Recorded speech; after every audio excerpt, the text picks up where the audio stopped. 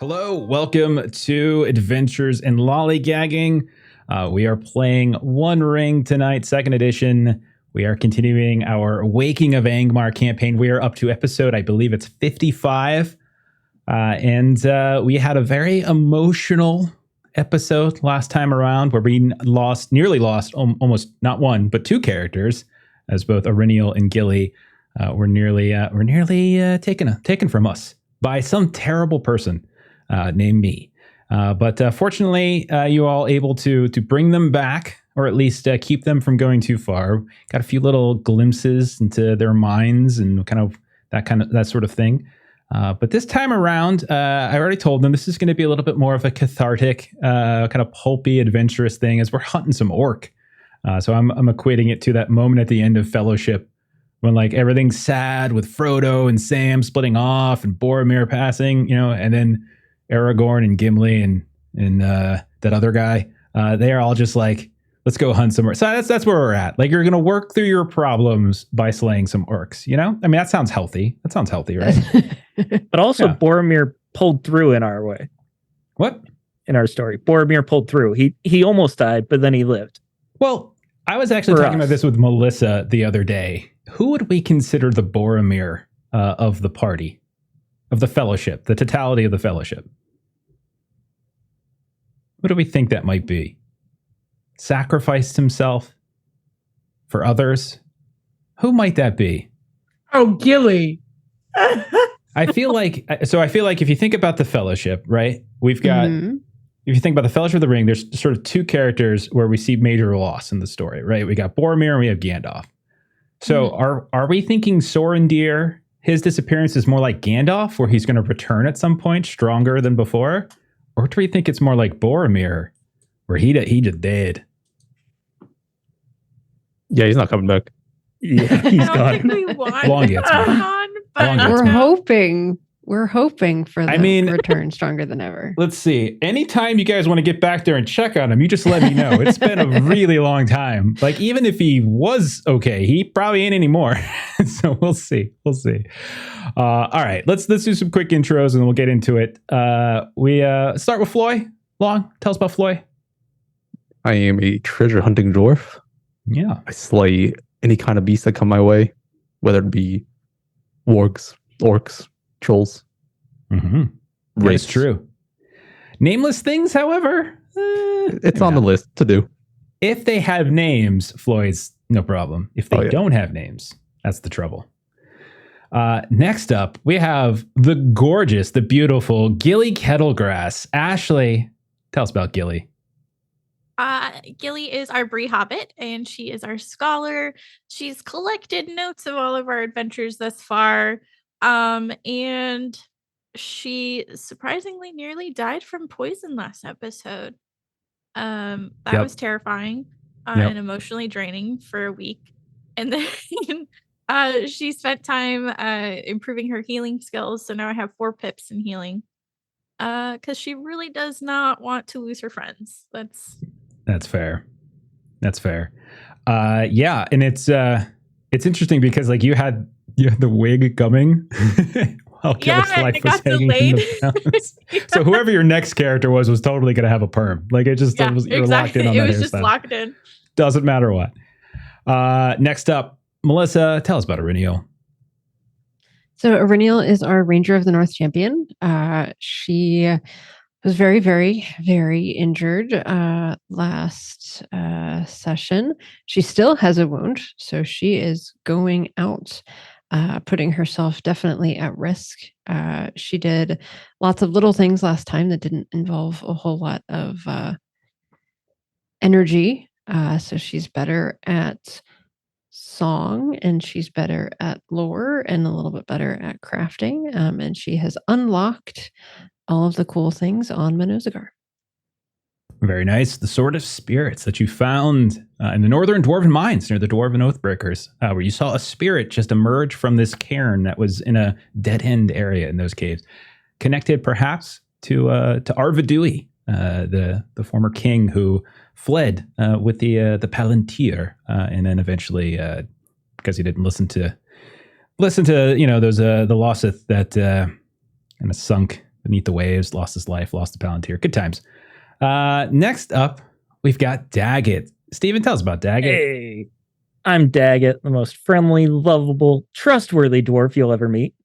And I spent most of last session practicing with my axe and upgrading my axe. So I have a block fong +1 now. Okay.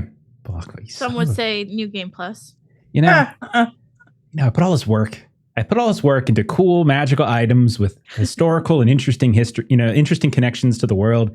And Steven either just gives them away or just shits on them in some way, just changing their names and doing whatever. I love it. Yeah. It's my favorite axe ever. Yep. And finally, to class up the party, we've got Tyrannith. My Trey, tell us about Tyrannith. Really, really bad decision. If that's the decision, I'm Maitri. I'm playing Tyrannith, Tara for short. Warden Ranger of the North, who is very excited to be able to leave Tharbad with her new friends and one old friend, Gary. Fantastic. All right, y'all. So let's dive in. Last time around, we began, as we've already said, in that immediate aftermath of that terrible battle with the Huntsman, who we know is a Nazgul. And Auriniel's life was hanging in the balance. We saw this brief flashback to a moment she had over a year ago with Talendil and Marimben, who fortunately died in the last journey to Othrengul. You're at their cottage in the Chetwood. We kind of went through a couple little scenes, but basically they encourage you to find joy and love in others and to not necessarily live a life of solitude and pure duty. Gilly and the rest of the party, you were frantically working to save Auriniel's life, bringing in herbs, and Floy bringing out that shell he got from Lady Ortolos when you all visited Linden and Forlon. Eventually it was safe to travel. You went back to Tharbad. You started seeing more of those ghosts in the outer districts. And you made it back to the Bridge Inn. And during the night, while kind of looking over Auriniel, Gilly collapsed, not realizing that she was poisoned at the time, that Gerwin's dagger had some kind of orc poison on it. So you began hallucinating. We got a glimpse into Gilly's mind. We saw both the good and the bad. We saw Sorendir haunting her, like this sort of flashback to her time in the cell within Othrengul in that icy prison. But we also saw the happy times with all of like your friends and basically family coming to have dinner at your family's home. Auriniel, you kind of struggled awake, called for help. Everyone did respond, including Titus, in fact. And you were all able to actually treat Gilly's wound just in time, as it was touch and go. In the morning, you all limped to the Red Palace within Tharbad, and you earned an audience with Master Gurnow. And you tried to negotiate for the release of Thorvum and Thebe, the dwarf friends that you've known now for probably 2 years, I guess, at this point. Eventually, Gurnow did agree to release them from their pillories and put them into house guard, but in order to release them from their contracts, he wanted something more in return. And so specifically, he wanted you to assist Tharnow, his eldest son, as there are orcs amassing to the south of Tharbad and kind of hidden in the hills here and there, and they needed reinforcements. And so you all agreed to this, and they were led by an orc by the name of Aglar the Unbroken.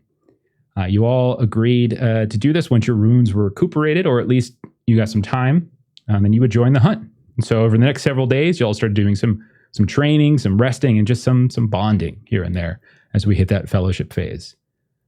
So unless anybody has a specific scene that they want, I'm going to go ahead and start us off, if that's all right. Okay. So Good. We're going to kind of do this pan over top of the ruined city of Tharbad.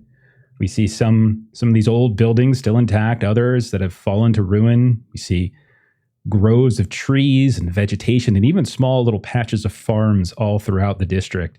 And as we pan across it, we start, over top of the northern side of the Grey Flood River. We see everything from the guard tower, the very north, to the Red Palace. It's morning, so the candlelight is no longer flickering.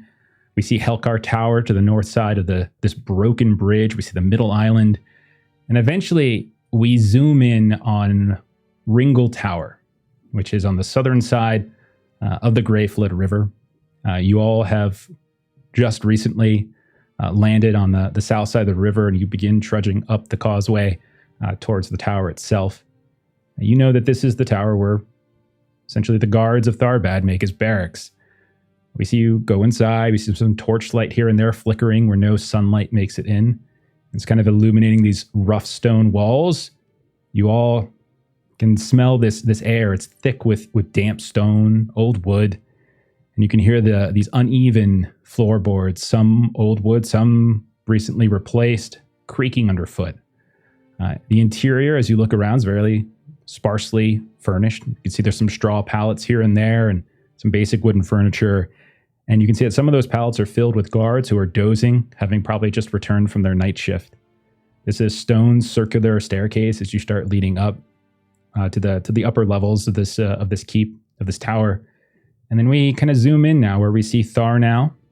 We see Murdoch. Tharnau, the eldest, Murdoch somewhere in the middle. And we see some of their lieutenants kind of gathering in this meeting room. They kind of accept you, greet you as you come inside. There's this large wooden table that dominates the center of the room. You can see all these people are kind of poring over what looks like the maps of these southern lands, some that might even be familiar to you, Floy, as you spent some time looking at them in the library. Through the window, you can see light is kind of casting these shadows along the walls, and it kind of gives you a very impressive but also somewhat depressing view of the city and of the river. And you can see on the other side, on the other wall, there's this impressive tapestry that kind of hangs down. And the room kind of buzzes with activity as you all have been sent to reinforce. So Tharnau will look to you all as you arrive, locks eyes for a moment with Taraneth before kind of quickly looking away. Those of you with decent insight, you see just a touch of red start to appear in his cheeks. And he says to you all, "Are you sure you are rested and ready? This will take some time. They are very crafty, these orcs. They are very well provisioned and well armored. We think they are on the move. They never stay in one place for too long. You'll be outside the city for some time. You'll be in the wilds. And I expect, and I hope, there will be bloodshed. Do not commit to this unless you are prepared." We have taken as much time as we can afford to take. We will still be victorious, we believe, but we cannot wait around another several days. Jeff, I have a question, like a meta question. As a warden, Ranger of the North, do I because I know this as a player, just because I've seen the movies and read the books and stuff, but like as in the world, would I understand that an orc with a title such as this one probably has like battalions and platoons, and it's not just like a bunch of marauders? So I would say, assuming that you all converse, right? Over the last week or so, you've all talked. Maybe you've shared stories. Maybe Reniel has told you about the trips to Angmar, the issues with Rotag and some of his lieutenants.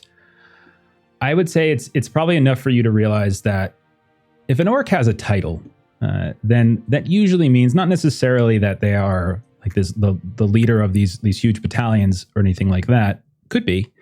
But it definitely means that they are accomplished and that they have earned the respect, or at least in some ways the devotion or the loyalty, as much as it can be given by many other orcs and many other goblins. They've lived long enough to actually have a reputation. And so by having this title, like this is not just your average orc issue. Yeah. So I think Tara shares that when Tharno talks about how they're always on the move and whatnot, she says that it is unsurprising if an orc has, and she shares essentially what you just shared with me. So he'll clear his throat, kind of look to everybody else. We've had some intelligence given back to us. We've had scouts, as you might expect. We've had run-ins. What we can tell you for certain, although we've not encountered this Aglar, we've heard his name from some goblin outriders or others that we've captured, interrogated. First, they are far better provisioned, armored, equipped than most orcs we've ever encountered. Normally they are wearing but scattered or patchwork leather, maybe a small piece of mail or two, and their weaponry is, well, we might say that their smiths are not necessarily one to be remembered, but these are different. Whoever is outfitting them, or wherever they found these weapons, these armor, it is of quality, to the point where I would even, and he looks down at Floy and Daggett, I would even hazard to guess that it rivals some of your people's.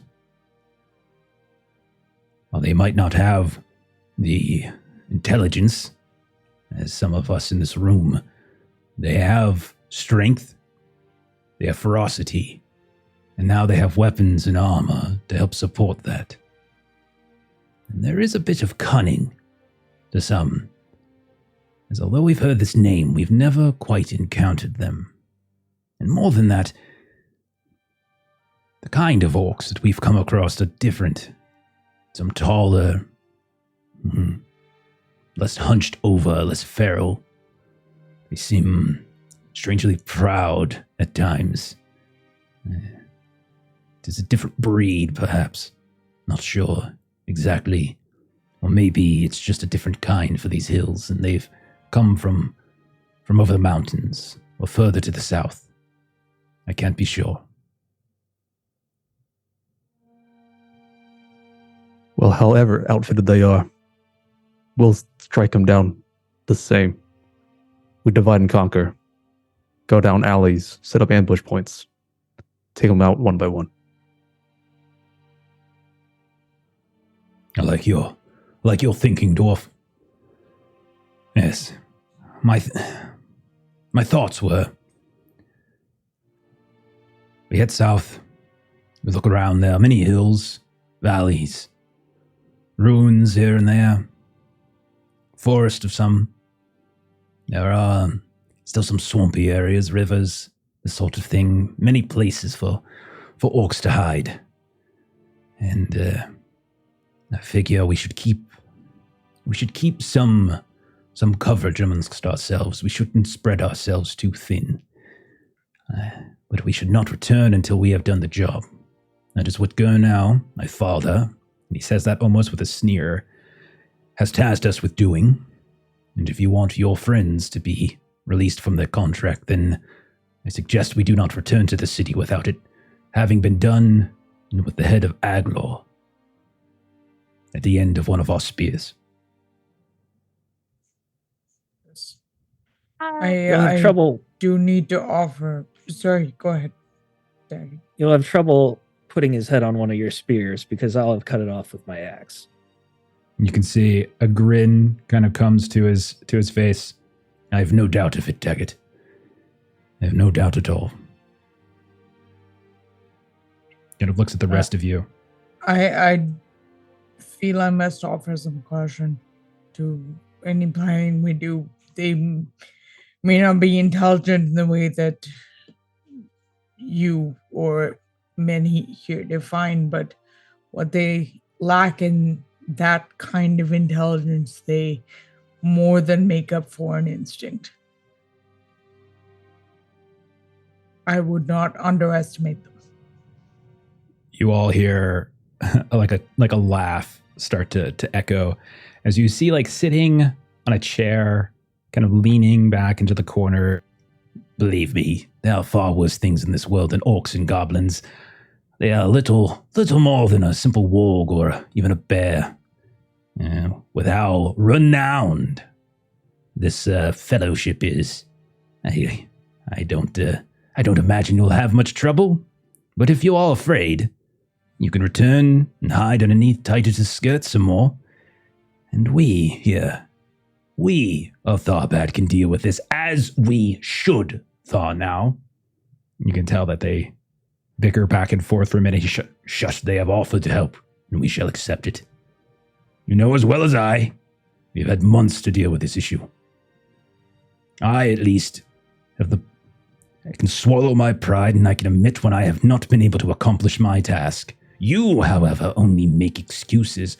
How are the Dunlingdon Raiders faring along the southern road, brother?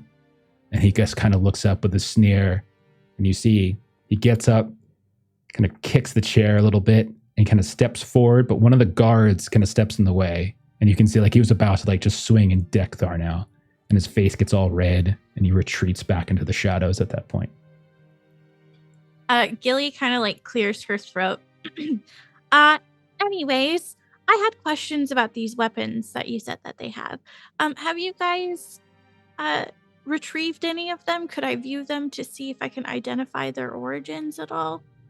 So Thar now will look over, and he's like kind of coming down from like this sudden flash of anger, but he quickly, you can see the flush in his face quickly fades, and he snaps his finger, and you can see one of his attendants kind of comes over, and he lays this axe on the ground, on the table.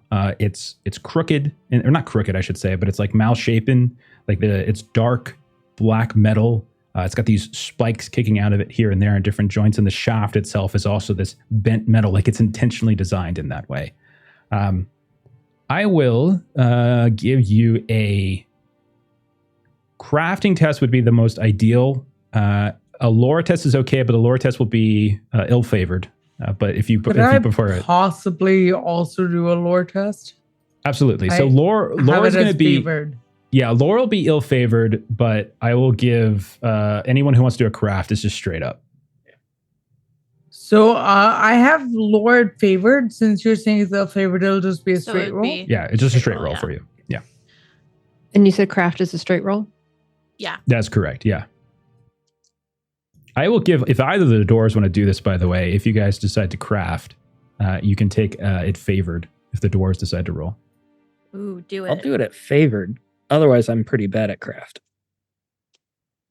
Aurinial had just worked on craft, and so she's like, yeah, I'll give it a try, and failed. Yeah. There's a 9 under 13. Sorry. Oh, no, go ahead. No, I talked over you. What were you saying? Oh, no, I failed. There's a 9 under 13. I failed as well, 16 under 18. Fair enough. Great success lore test for Gilly. Okay. My craft is extraordinary. Extraordinary success. Okay. My craft Floy, is regular. How'd you do? Daggett. 13. No extra successes. Okay. I'll tell you a few things. First of all, Daggett, I will say one thing you do notice about it. So with your one success, it's not dissimilar in material than Block Fong. It's got that same kind of ashy coloring to it. The metal is kind of blackened here and there. It's even slightly warm to the touch, which is a little bit curious for the metal, considering you're in a room without much heat. And it is late summer, early autumn, so it's not very warm out right now. So I'll say that's the one thing you would notice. Gilly, you would also get that for sure, because you have done so much reading on Block Fong.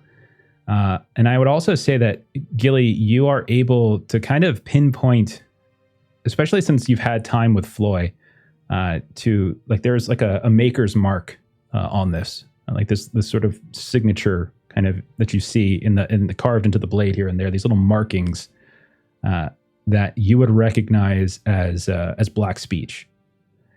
And then Floy, in addition to all of that, you notice that right where the shaft and the blade are kind of affixed together, if you recall, there was this small little kind of purple amethyst at the kind of collar of your mithril chain shirt there, and you were able to piece it together as this was a kind of a flourish that somebody, like an ancient dwarf from so many generations ago, countless generations ago, kind of affixed to it. And you've heard little stories about the shirt itself, and when you kind of went to Forlond, you learned a little bit more on how to remove the curse and something about like this treachery between dwarves and elves within Linden an age ago, ancient history. Well, you're able to, as you're looking at it, you notice this kind of small little facet right where the blade in the shaft meet. As you kind of scrub your kind of big dwarven thumb across on it, you do see some almost soot begin to scrape away. And you see underneath it the faint specks of some kind of jewel, like a purplish color in amethyst. Now, with your extraordinary success, obviously you would say it's either the same maker, or because dwarves often teach generations below, and so many crafters, people who focus on this, will sometimes inherit specific signatures and stuff. It's either the same maker, which would be extraordinary, or it's more likely somebody who has followed that line of craft. Did we know if this maker was this Golfang? That is the name that you have heard a couple times. You've seen it in your research. It's come up before. And there was even at one point, Thorvum and Thebe told you as they were interrogating once, many, I think 2 years ago, they were interrogating some of Rotag's lieutenants that they found. And they managed to burst out that name, though they didn't have much more beyond that.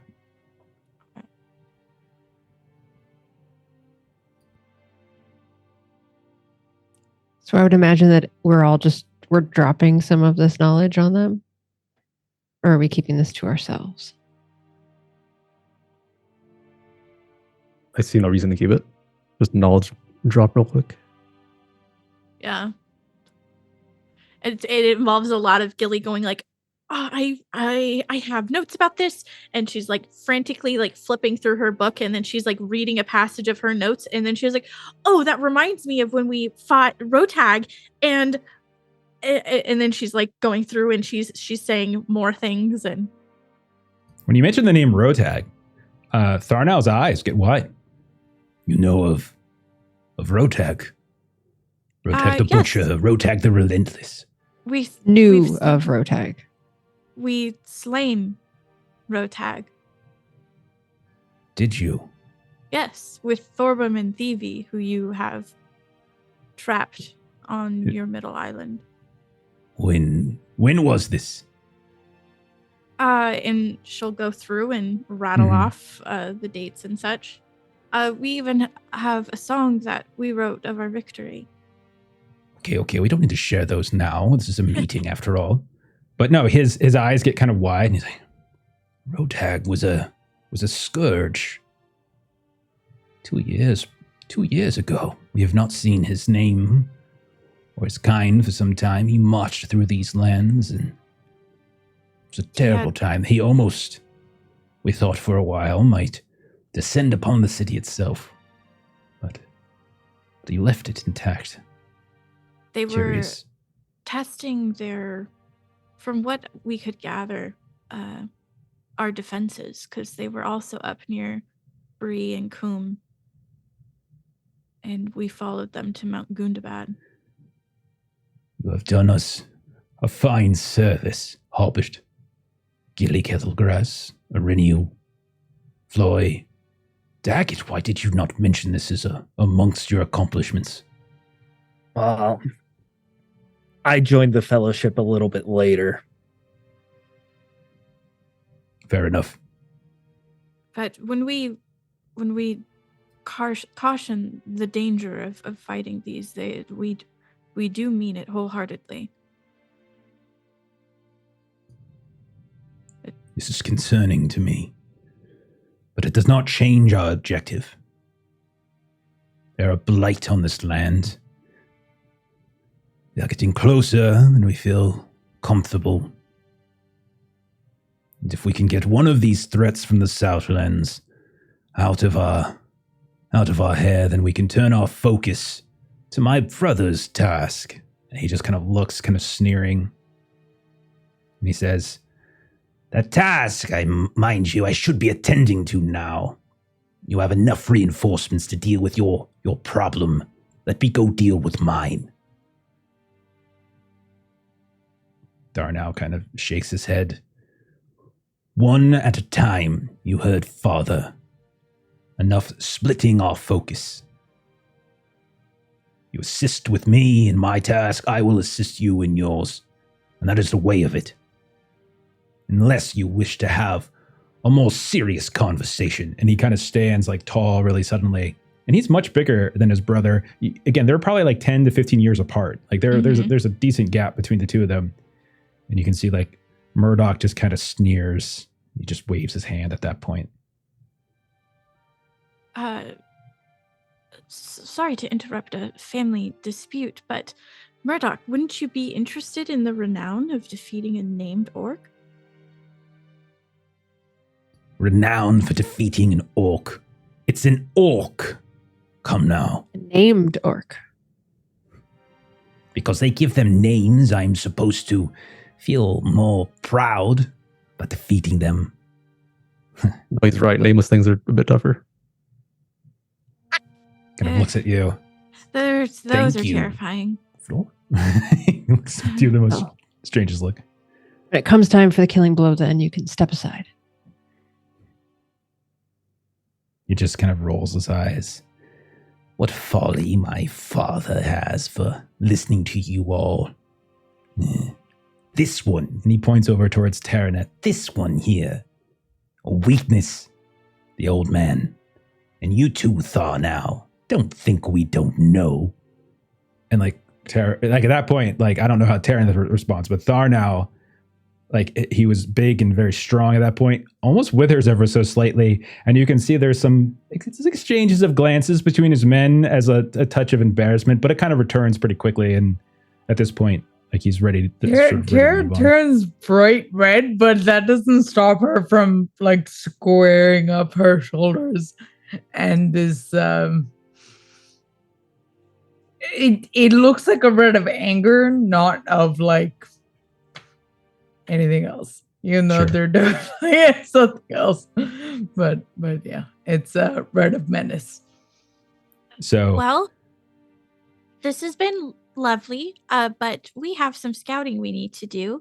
Do you guys have their last locations known? I know I heard that they had trolls amongst them as well. So not if you sure guys... about that. We haven't got confirmation. We've seen no trolls.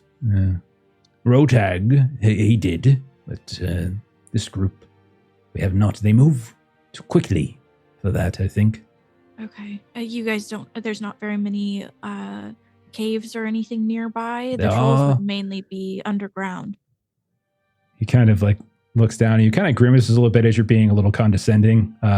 He's like, But she means it so I nicely. know. Yeah. He's just like, yes, Miss Kettlegrass. Yes, trolls are often in caves, but there's only one particular type of troll. There are others as well. Hill trolls, for instance, they don't necessarily live within caves themselves. They could live at the dark gully.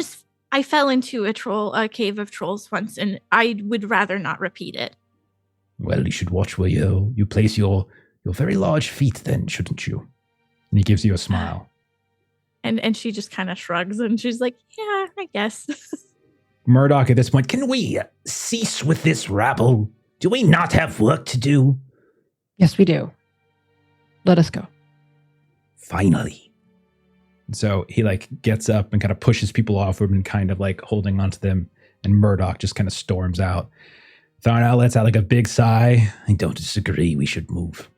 And we'll say the scene closes at that point. I was gonna make a voice trying to send an out. Okay. So this is how this is going to work. We're not going to do a full journey phase because you're not, in fact, actually journeying to a specific point. It's rather you're searching a lot of locations. And in answer to your question, Gilly, there are many spots where they've been sighted, but there have been many spots. And then there's others like smaller groups, bigger groups here and there. They've been moving with a great deal of coordination in a way that, again, is not necessarily indicative of orcs. There's a lot of... yeah, go ahead. I would like to make like a map of sorts, so the best that they can, of like tracking their movements. Oh, no, that's what was on the table. They've already been doing that. So, yeah, that's already there. So what we're gonna play this as is we're gonna do this as a more robust skill endeavor here as we begin to sort of search around the southern lands. It's to the south. They've not really been on the road as much. That's really been the issue with like the Dunling raiders and stuff. But they've been here and there. They do these swaths. The difference between those raiders and the orcs is the orcs don't leave anyone alive. The raiders just rob people. Is really all is the major difference. So we're going to treat this like a skill endeavor. It's going to be, I've already kind of set the resistance for you. So the resistance is going to be 9, as this is not easy. And there's going to be a couple slight wrinkles to this. So generally speaking, what you're going to be doing is you're going to be rolling to sort of move around, find locations. Some of the rolls that you do are actually going to be contested, as the orcs are intentionally trying to kind of hide their movements here and there. So there's going to be moments where some difficulties are going to increase or decrease depending on certain actions. The most common skills that are going to be useful here are hunting and exploration. Exploration is more general. Hunting is like trying to find specific, tracks or signs, that kind of thing. But there are also going to be potential kind of penalties here and there. I'm going to say, because really none of you other than Tara have spent time down here, and this is sort of new terrain, and you're looking at it with sort of a closer inspection, some of you might get some penalties on these rolls here and there. And failed rolls. I did spend some time in the downtime scouting it with Tharnout last session. Yeah, was that that's enough fair. for me to learn, or not quite? That's fair. Yeah, that's fair. Yeah. It's really just going to be mostly related to, some specific situations behind the scenes that might occur. And then I'm going to, as a way to apply complications, failed rolls, and Eyes of Sauron, I might tinker with the resistance level here and there and adding like little setbacks from time to time. So that's the general gist. You're on foot. This is not necessarily like, people don't have horses as a normal means of travel. Even the scouts themselves are mostly on foot. So you're welcome to bring the ponies if you want, but you're also welcome to leave them behind, and Titus will take care of them. It's kind of up to you all with that. I'm gonna leave them behind. Okay. Yeah, I'll leave mine too. All right. Any other? I think there's one more, right? Gilly's got one, I think. Oh yeah, if they're not taking theirs, Skilly will leave hers as well. Okay. So we will say we're setting out late morning, day 1, and I'm also going to be counting days. And the skill endeavor rolls that we make, don't think of them as like they're happening in the moment. They're happening over the course of several hours, in the course of maybe a couple days, as you guys are literally scouring the countryside, going from hex to hex. And remember, like each hex is essentially a day's worth of travel, but you guys are exploring it far more fully than just speeding right through it. So this could take some time. Okay, does that make sense? Yeah, Absolutely. Yeah, sounds fun. Okay, so so you guys leave through the southern guard tower on the causeway, heading down, and eventually the causeway brings you down to the north-south road, the road that if you continued on for quite some time will eventually lead you into the realm of Gondor. And yes, I know the other people are here, but you're the heroes, so you're going to be making the rolls. So who would like to get out in front and try to do something, and how would they want to contribute to sort of searching for these orcs and such? I'll start us off. Okay, man. So I'll use exploring here. Take use of the terrain to our advantage as much as possible. So it's like going up natural hills, trying to avoid more of the marshy, slow areas. Mm-hmm. Okay, yeah, go. So it's just going to be, what'd you say? It's going to be exploration? Is that what you wanted? Yeah, exploring. Okay. All right. Go for it. Give that roll. All right, I have 3 pips in Explorer. Regular success. Okay. So right out of the gate, you start, we'll say, kind of heading almost due south. And most of the travel within sight or a few hours of Tharbad isn't too difficult. The Tharnow and some of his scouts and maybe even Murdoch, who definitely seems to be keeping to himself and has a foul mood about him. They don't necessarily tell you that, or at least they tell you that the orcs don't necessarily get too close, and you can expect it's probably more a day or so out. But nonetheless, at a certain point, Floy, as you're all kind of spread out a bit. You're not too far apart, but you're spread out. Everyone's within sight of somebody. Floy, you kind of catch sight of something. You see this like broken, kind of trampled vegetation. You can see these what looks like bushes and these small saplings that are still kind of grown up. They're all bent over as if something has kind of trampled over them. And in addition to that, you notice that as you're examining them briefly, you see these broken branches, broken stems, and the bushes themselves seem to be just trampled down. The grass around it as well is matted. But you also smell this very acrid stench of like burned wood, almost something foul, like almost sulfuric in a way. And you can just, it's wafting in the air. You don't immediately see where it's coming from. But there definitely is not a mist in the air, but a light fog that hasn't quite been burned away by the sun yet. But this is kind of what you see and smell. And as your eyes are starting to adjust and you're waiting for that mist to sort of spread out, you do see what looks to be a ruin far to the southwest. This not too dissimilar from where you encountered Gerwin, something very similar to that. It's off in the distance. You would probably peg it as maybe a half an hour to an hour's walk. I've got eyes on a ruin. Something's trampled through here as well. This is great, Floy. I believe this is something that I can follow up with then, now that we've got beginnings of a trail. So Aureniel's thinking hunting maybe next. Go ahead, roll that hunting test.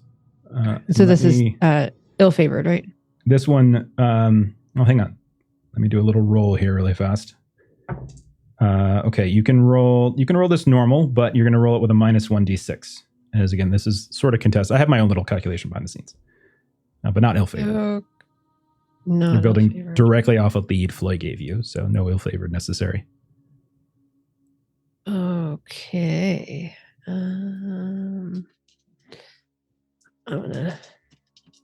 Anyway, we've got a fight coming up, so I'm just going to try to roll these as is and see how it goes. Maybe you can recruit them to the fellowship. Poorly. That's fair. Okay. So, Aureniel, you pick up what you think are tracks. You start heading in the direction of where you think this kind of trampled site comes from. You go towards that watchtower. You're sneaking out in front. You're peeking. You're moving fine. Like your leg is probably still sore, but it's middle. It's not early morning when it was most sore or late in the day. You're feeling decently strong to some degree. But as you approach this watchtower, where you're certain that smell that Floyd described, which you were able to pick up as well, likely originated from your leg that you injured, suddenly kind of gives out on you. But it's not so much your injury. As you look down, you see the ground beneath you just begin to give way. And Aureniel, you fall into what looks to be some kind of pit trap that has been dug and sort of plastered around the outside of this ruin. There's all sorts of leaves and rubbish that have been put over it that look very much like the trampled ground that Floy looked at. You are going to take 6 endurance loss as you land in this pit trap. You can see this bit of wooden spike just scrapes through. It kind of pierces your armor and it gets right into like your side as you fall down. Floy, you're nearby. You can see her immediately fall, and you can hear her kind of cry out from below.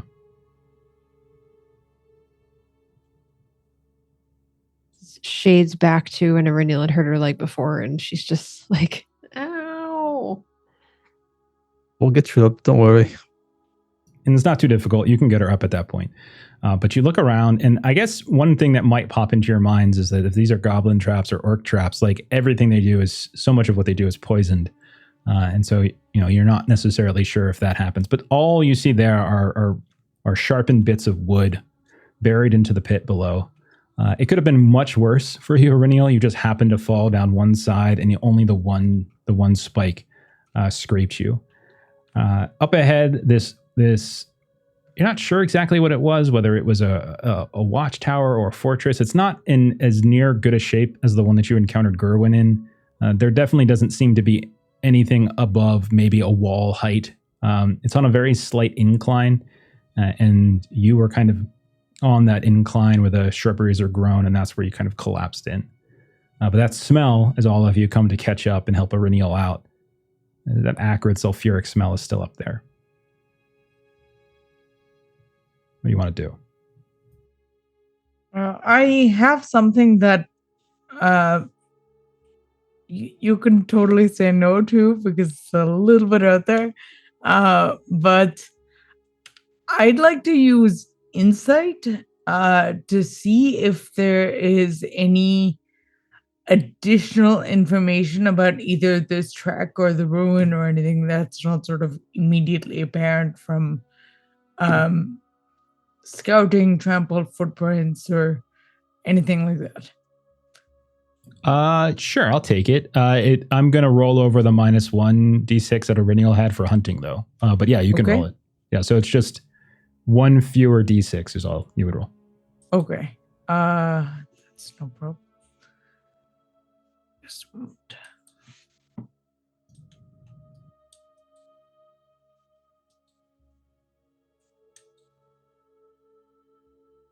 Okay.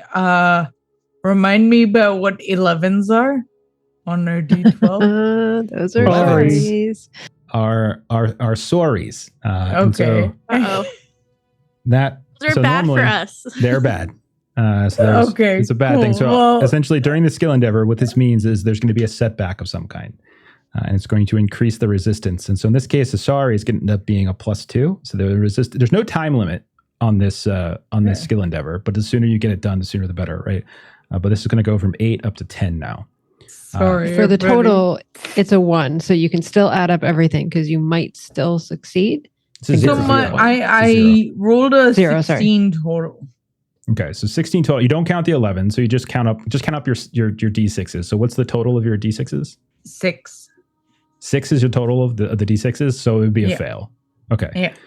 All right. So you take a look at this, and I would say your insight roll, since it fails, since you came up with a Sauron, I would tell you that there's nothing you're really confident about when you look at this. Like, on the one hand, the craftsmanship of the traps, like, it seems to be well crafted. It also seems to be pretty wily and strategic, which in some ways doesn't fit the personality or at least the tactics of these orcs, and especially since they're moving around. But on the other hand, every sign is pointing to them being a little bit more savvy than your everyday orc. So I would say there's probably nothing that you can glean with any certainty from what you and Eryniel have looked at this point. Okay. Thank you. All right. Who wants to contribute? Now we've got these. So you're basically at this base of an incline that goes up to this old ruin of possibly a watchtower, possibly some kind of fortress or some building of some kind was up here long ago. You smell that strange scent of smoke and sulfur, kind of that sulfuric aftertaste. And Eryniel is kind of patching up her side. Taraneth has been inspecting the trap to see if there's anything she can glean from it. What do the rest of you want to do here? Could I stealth up into the tower to see if we find anything in there? You can absolutely stealth up. That's not going to help with the skill endeavor, but you can certainly roll. But just to see. Yeah. So roll stealth, and that could get you up there without notice, and then we can decide what you want to roll to progress the endeavor. I got a great success.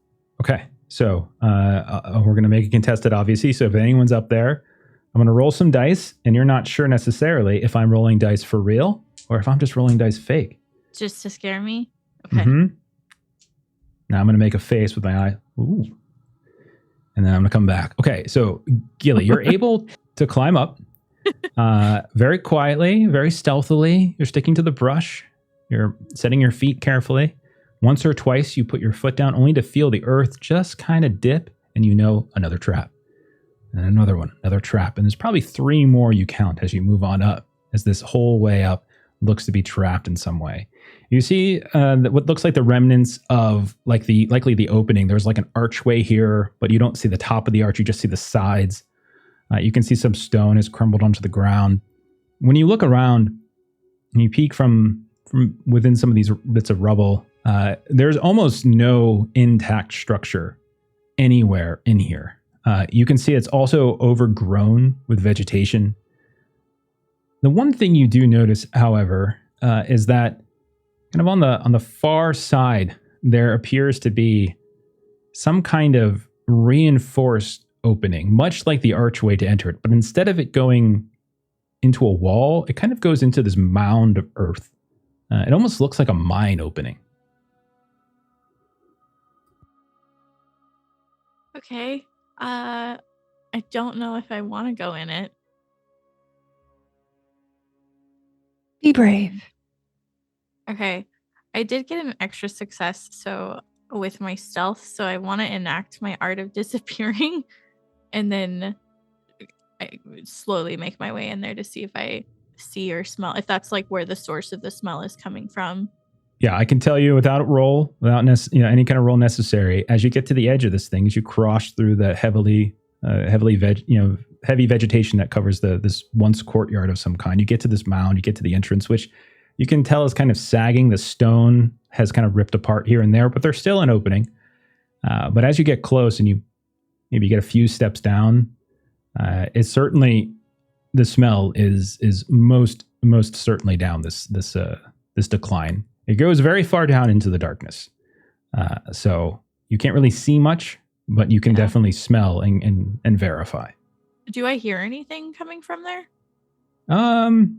Well, what I'll say is if you can roll an awareness test.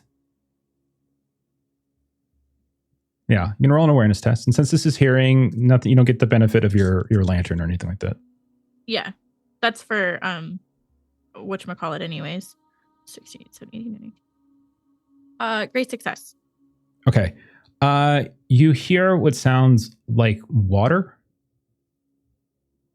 I would say since you have a great success, it sounds like moving water, as if there's maybe an underground stream or river of some kind.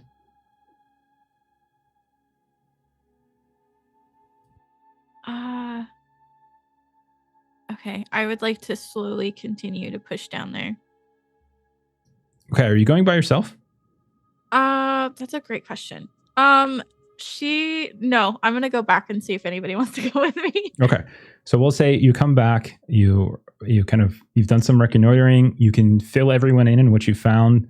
You didn't see any immediate signs of orcs or goblins or anything in the courtyard, but you did find that mine entrance. You went down a few steps to get confirmation of the smell, and you heard what sounded like running water, deep into the darkness of that mine. So yeah, what do we want to do? Should we continue to pursue this to see, or just try and find a next clue? I didn't find any signs that goblins or orcs were here currently. There's something here. Let's follow that smell. Arno, do you know how extensive these mines would be?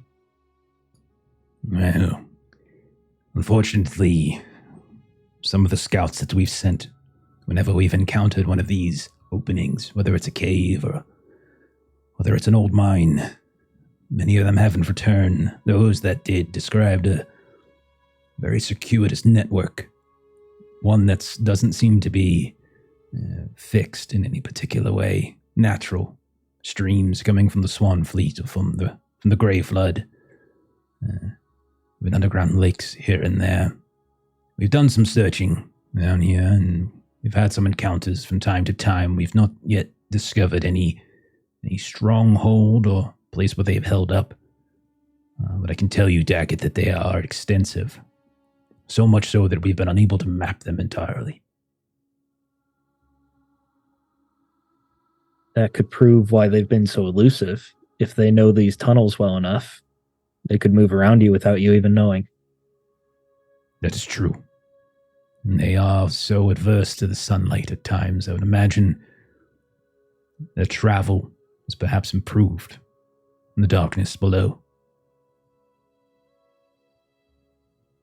On the other hand, it sounds like your people have already done some of this work of exploration, and we would be in some ways repeating work that has already been done. You hear Murdoch kind of cough up. His people are not very good at their jobs. Those that are, well, they return with tails between their legs. And those that aren't don't return at all. So, maybe they've done the work, but apparently they've not done it well. Tharnau just kind of looks over and barks, as if yours are any better.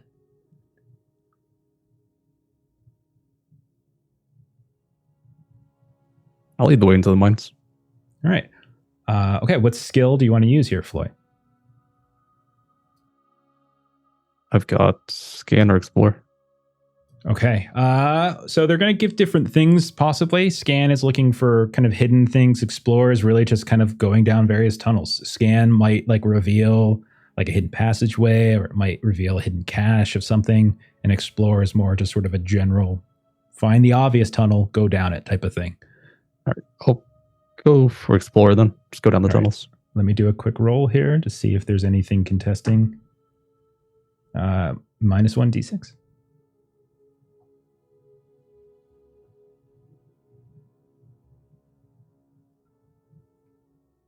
I got a 16 regular success. Regular success. All right, Floy. I know what it's like being the only person who's productive. I know it's like, buddy. So you start descending. Is everyone? I'm presuming, unless you tell me otherwise, I'm presuming everyone's staying together as a group. Yeah. So Floy, you take the lead. I'm presuming you also have some sort of torch or lantern or something out as well. On it. Okay. And you begin to descend with Gilly right behind you with the lantern. Gilly's hunch was 100% correct, as you probably descend on about a 45-degree angle, probably about 40 feet. And then eventually you come across what looks to be a river. And the stench down here is just absolutely awful, as you can see that there's various bits of kind of fog or steam coming up. There's all these different stalagmites and everything kind of kicking up here and there. Everyone go ahead and roll let's call it an athletics test, as you are trying to prevent your eyes from kind of sort of not necessarily bleeding, but kind of burning, or your breath from getting caught or retching from the stink down here. Is this straight? I'm just going to call, this is just straight. This is just whether or not you can withstand it. There's no real stamina roll. Athletics is kind of like the closest thing I use for it. Great success. Okay. All you need is a regular That's just success. Success. This is what I get a Gandy and a great success on. Okay. Anyone fail? I gotta have one of my 12 die. 12's a Gandy, right? So 12 is a Gandy. Yeah. I You're got good a to go. Gandy. Yes. All right. You're good to Nice. go. So I did take my shadow scar in that last fight, and I have a slight limp now. Oh, dear. And we've established that I don't run very well, which is probably why I got a Sauron. Oh, dear. Okay. Every time a Sauron is rolled, I'm No. telling you, God the damn resistance goes back up. I You am all honestly, I'm sorry, Steve, but I'm glad I'm not the only one at this point. So I I feel roll bad okay all the about time. yours. All right. So what we'll say is that two things are going to happen. On the negative is that the resistance is going to go back up. But I'll say on the positive, since you had a couple people who had extra successes, you can quickly tend to Daggett. As he starts, he kind of collapses a little bit. His knee kind of gives way as he starts to go in this horrible coughing fit. And you can see his eyes are kind of just dripping with tons of tears as the sclera is turning from white to red. But you're quickly able to kind of get some fresh water into those eyes. You're able to get a cloth over his mouth. And so I'll make it so there's no endurance loss for this. So because other people can tend to you. But this does take time to kind of tend to Daggett. You might even have to quickly kind of go back up for a bit to give him fresh air. But it does kind of slow this down. And not only that, but a dwarf coughing is extraordinarily loud. And it echoes down the various tunnels that seem to kind of connect to this place. But after everyone kind of gets settled and accustomed, Floy, you notice that the river kind of runs in a cross. You can see that so it's kind of run perpendicular to the descent. from the mine itself. You can see that it goes off to, we'll call it, your left and your right, and there's a very narrow walkway where you can walk on the side of it. It's not a very lengthy or wide river in any regard, but it does look very murky and dirty, and the smell suggests that there's some kind of terrible runoff here and there. It's not the type of thing that anyone really want to go swimming in or drink from. Across the river, you do see that this tunnel continues to extend and disappear into the darkness below as it goes deeper. So you basically have three choices, and Floy, it's your choice. Do you want to try to cross this river and go down, or do you want to try to go kind of left or right and just sort of follow the river one way or the other? Let's go right, follow the river. Okay. So you continue to sort of move down the river. Everyone else kind of balancing, being very careful here and there. As there's not a very wide walkway, but it's not enough that I'm going to require a roll or anything. Eventually, it does open up. It's probably about an hour's travel inside here. A lot of coughing along the way. You can hear plenty of complaining from Murdoch about this is like a fool's errand. But eventually you notice that the river kind of disappears down into the earth as if it just descends underneath this rock wall to your, we'll call it the northeast. And the path you're following opens up. And what you notice, Floy, is there's this kind of nexus of probably 3 different tunnels, including the one that you've been on. And you can see carved into various sections are these strange symbols. Very crude, very rudimentary, but they are carved. And in some cases, you see stripes of what look like white paint that are all over these rocks here and there. What would you all like to do? Can we distinguish any meaning of them? Yes, you can roll a lore test. It's going to be ill-favored. Okay. For whoever rolls it is going to be ill-favored, and that's it, just ill-favored.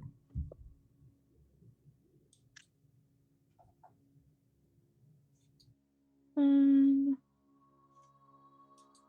18. I passed. Regular success though. Gilly, it makes sense that you would know this because although you're not fluent, you do recognize block speech when you see it at this point. Yeah, I do have nightmares of it. Exactly. Pretty regularly. And maybe the crackling starts coming into the back of your mind. You look into the shadows that are cast by your lantern in one corner, and you see something moving. You hear the sound of like a pebble kind of falling down to the earth and rolling towards you. And maybe it's Sorendir, or maybe it's just your eyes and your ears playing tricks on you. While you can't necessarily translate exactly what it says, what you think it is it's like basically signals. Rangers, I would say, Aurenial and Terraneth can kind of speak to this, sometimes mark certain places here and there. They leave behind notes inside old watchtowers and ruins here and there to kind of watch out for orcs here, or watch out for wargs there, or a troll has been hunting nearby. There are warnings and there are messages for others that have been passing through. So from what you can glean with just one success is that this is how you think orcs, goblins, this group, they're communicating in some way. And I will tell you, even though you only got one success, I will tell you one of these, when you kind of put your finger and swipe down the white, some of it comes off. It's not wet, but you can see it comes off, suggesting it's not faded. It hasn't been there for weeks, maybe day, 2 days. Is it inappropriate for me to also roll a lore? You can roll a lore too. Yeah, if you want to roll a lore, for sure. Same deal, though. It will be ill-favored. And I am, by the way, Gilly, counting that towards the skill endeavor, actually. So I'm going to... Thank you. Yeah. Yay.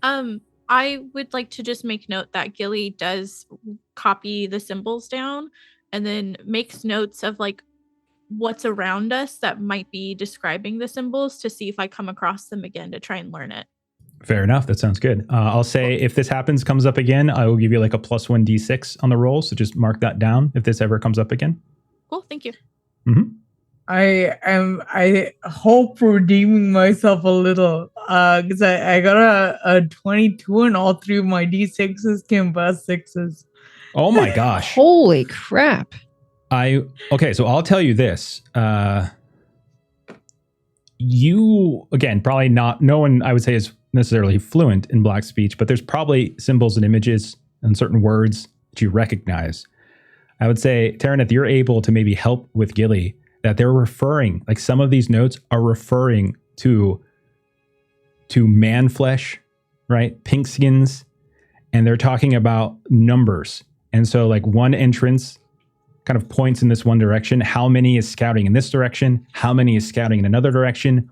Camp places that are being camped. It's basically calling out some of Tharbad's scouts, and it's actually identifying where they're camped, potentially setting them up either for ambush or avoidance.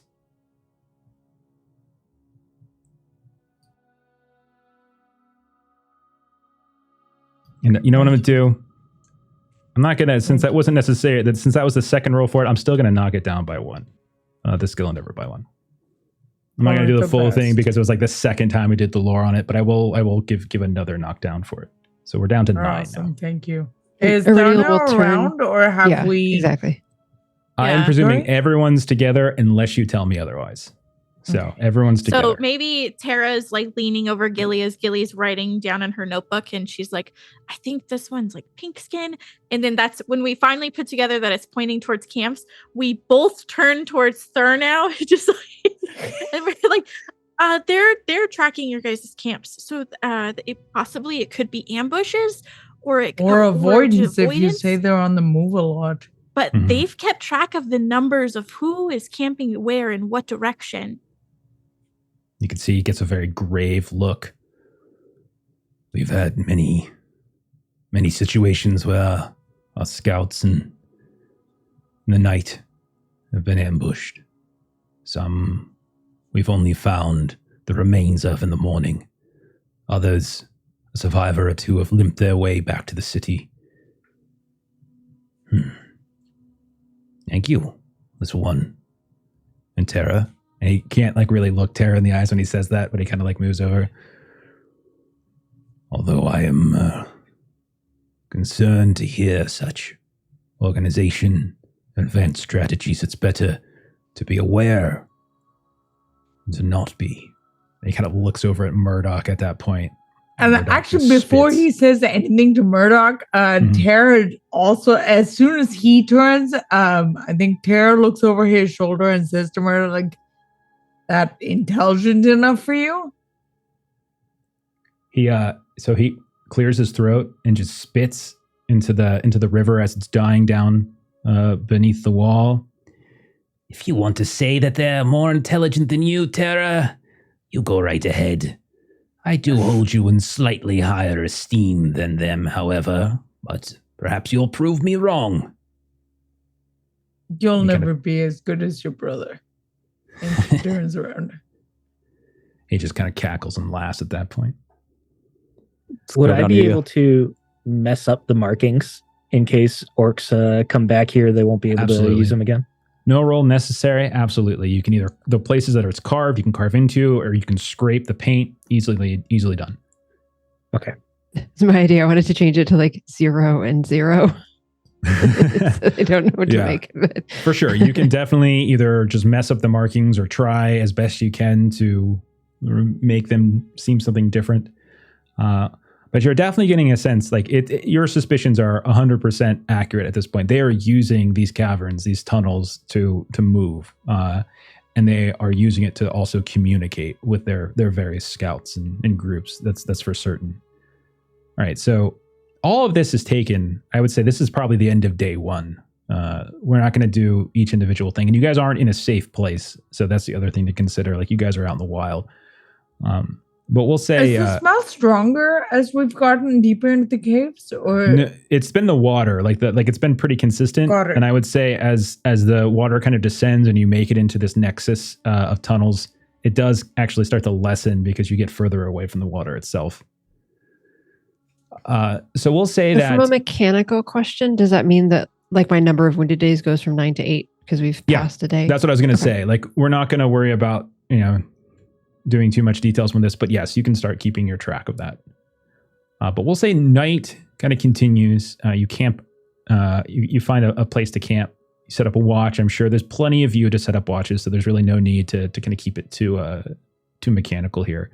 But we'll say rest, food, morning will eventually come, or at least what you think is morning, and we'll say a day has passed. I am just going to track days. This is again there's no specific time limit to this. It's just you get it done as you get it done. But I am going to be tracking days.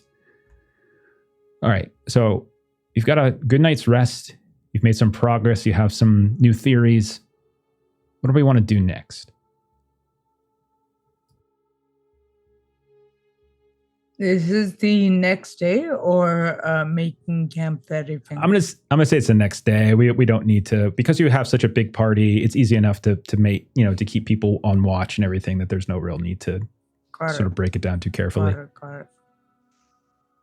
So are we still in the mines, or have we reset sort of? No, we're still below. You're still below. You found we'll say like a small alcove within the cave, easily defensible as well. And you're able to again set up scouts, set up and keep sight for anything. Nothing comes by in the night. Everyone kind of takes their turn. Even Murdoch takes his turn, and nothing it disturbs you in the night. Couple sounds of sort of distant winds howling maybe, but nothing that sounds anything like a group of orcs traveling through the darkness. And I'd say we continue our march down these tunnels where they've marked most recent. Okay. Who would like to take the lead on that? But I do a scan or maybe an awareness. We know that the orcs are down here. I would just like to be for any sort of movement that might echo through the tunnels. Let us know like a direction, like maybe even a scout or something like that.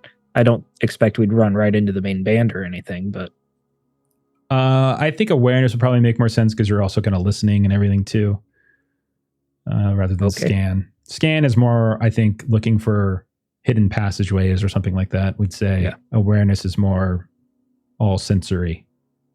Would I be able to use the armband of the Mirdan? I guess so. I don't see any reason why not. It's for detecting danger, so I don't know if that really counts. No, I think it applies here. We are Unless you don't think looking for orcs are danger. dangerous. Not to me, but They're very dangerous. Don't. So I get a magical success for the armband. I rolled really poorly on the d6s, but I got a Gandhi as well. Okay, so one success. 2 successes. Plus the magical success. Okay. All right, so that will... Okay.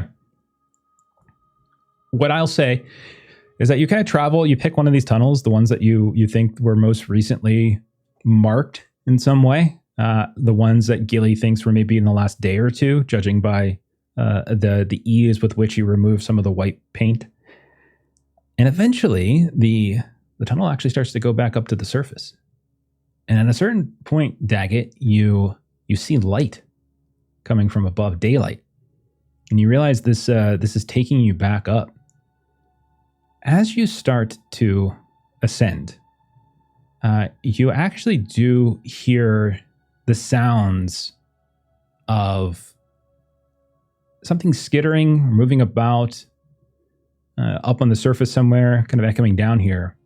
And as you get a little bit closer, your foot almost falls down on kind of goes over what appears to be a little wire connecting from one side of the cave to the other. And you very slowly, carefully kind of pull your leg away, and you look up, and you can see it connects to what looks like these old chunks of metal and daggers and things like that are all hanging above. They might have fallen on you and scraped you here and there, but worse, they would have made a lot of noise had you passed it. So you were able to avoid the trap and hear that there might be someone or something up on the surface. I'll definitely halt everyone and point out the trap. If it looks like it'd be easy to disable, I think I would try to do that. But otherwise, I would just try to show everyone that we can move over it without triggering it. And then quietly, I would tell everyone there's movement on the surface. Could be animals, could be orc.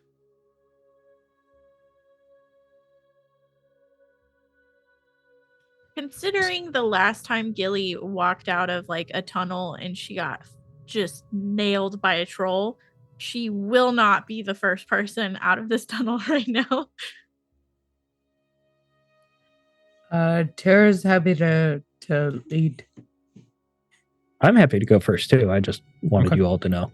So the trap, once noticed, is easily avoided. So it's basically a tripwire essentially. So you could probably spend a moment or two to roll a crafting test to sort of deconstruct it, or just point it out and people can easily step over it. So once identified, it's easily stepped over. No roll necessary. So we'll say Daggett and Tara, the two of you are first out. And what you see, first off, is that there's a very small ledge to which this opening ends. And then there is a very steep decline. And the terrain around is a little bit tricky as you see this kind of precarious rocky slope that seems to slope down and away from the exit of this cave and ends in a very rocky gully, maybe 20 to 30 feet below. You can see sharp stones and rock kind of sticking up here and there. And I'll roll this over, Daggett. You see, kind of out of the corner of your eyes, the two of you peek out. And you can see that there are, what you think, a handful of goblins that are kind of hiding up in these little nooks and crannies underneath these ledges that are kicking out from higher portions of this, almost like a cliff that you're on, or more like a heavy slope into the gully. And they're a little bit above you and off to the side. And you can see them moving about in the shadows, kind of avoiding direct sunlight. Very Sorry, how quietly many? and I'm slowly. so sorry. No, you're Meta fine. question. How many did we see? So you rolled 2 successes. Let's see. So sorry. I think I cut you off as well, Stephen. No, it's fine. Maybe 5, Daggett? Not sure. Very quietly, very slowly, I would motion for Tara to look where I'm looking at the goblins. And then I would just kind of slowly back into the cave entrance a little bit to make it harder for them to see us. I follow Daggett's lead and look over my shoulder to make sure that folks are looking at me, and do a silent signal for 5 goblins or 5 enemies up ahead. The cliffs are steep. Daggett, you can kind of see Tara's demeanor changes, and she is like in soldier mode at this point. The cliffs are steep. The fight would not be in our favor. And I do not know if this is the main band or just a pack of scouts. It may be better to continue on and not alert them of our position. Is there a path that we would be able to move forward without being in sight of them? Any movement, I will tell you, like Daggett, you can tell there's ledges here and there, but there's not a very clear walking path, and it's not particularly wide when there are ledges. So essentially, anyone who tries to move across and out of this place is going to end up having to make an athletics test, and failure could result in them falling down that slope down to that kind of spiky, rocky area at the base of the gully. It's not a full-on vertical drop. It's more of a very steep slide. It would be a hard climb. Don't we have range? We can hit them from up here. That's what I was thinking. They are have above at us. least one. Oh, they're above. We have at least one shot. I agree with Daggett that perhaps we should just follow a different path at this time. How far back would we There have to go another to path? find an alternate path? I mean, Daggett kind of led the way for a little while, for maybe about an hour since you woke up. You'd go back about an hour's back to near where you camped, and you'd follow an alternate path. There were others back where you kind of scraped some of those messages off the walls. You could certainly do it. It would only take one of those goblins to escape to alert the main band of us, and then we may never find them for days. You're right. We have many with us, and this terrain is very treacherous.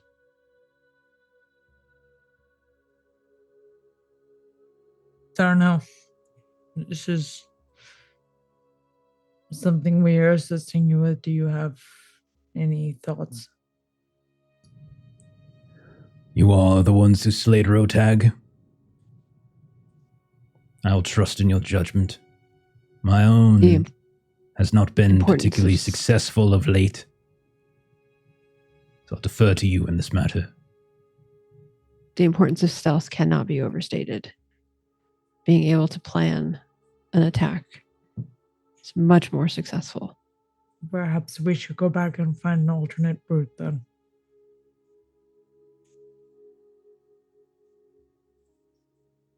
Okay. Agreed.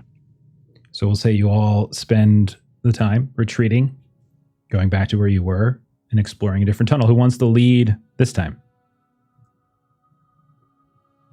I'll lead. Okay, man. Explore. Explore is perfect, yeah.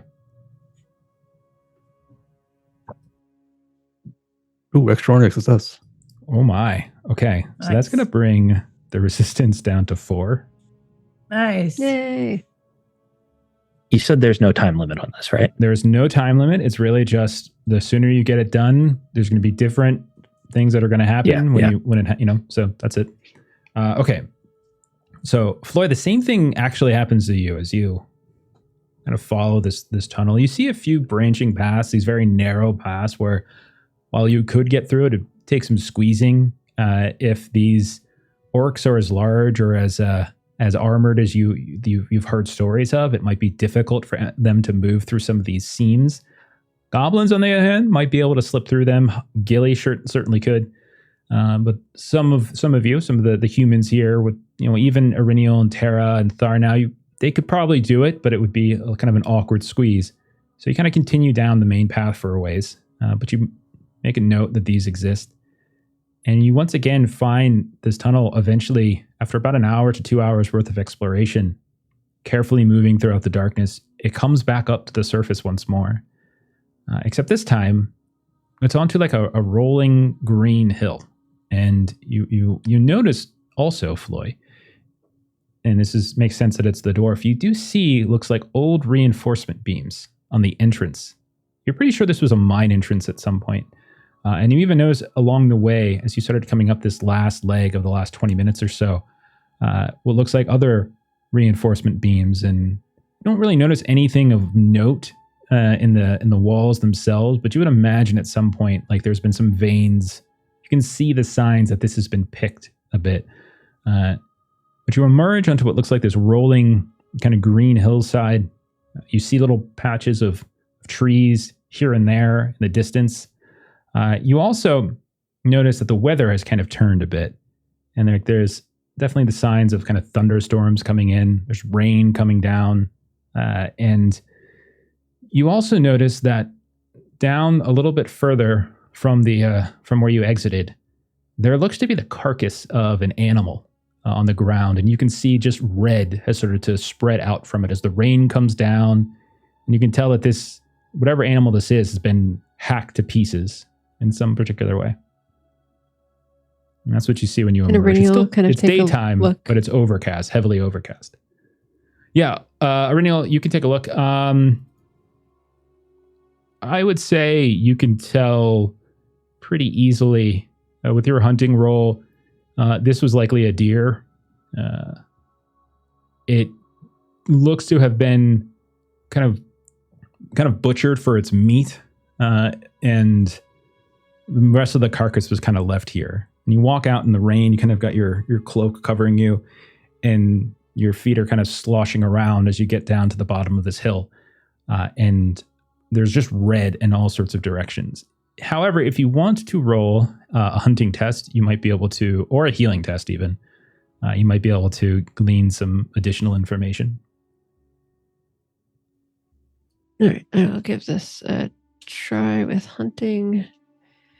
I am a ranger after all.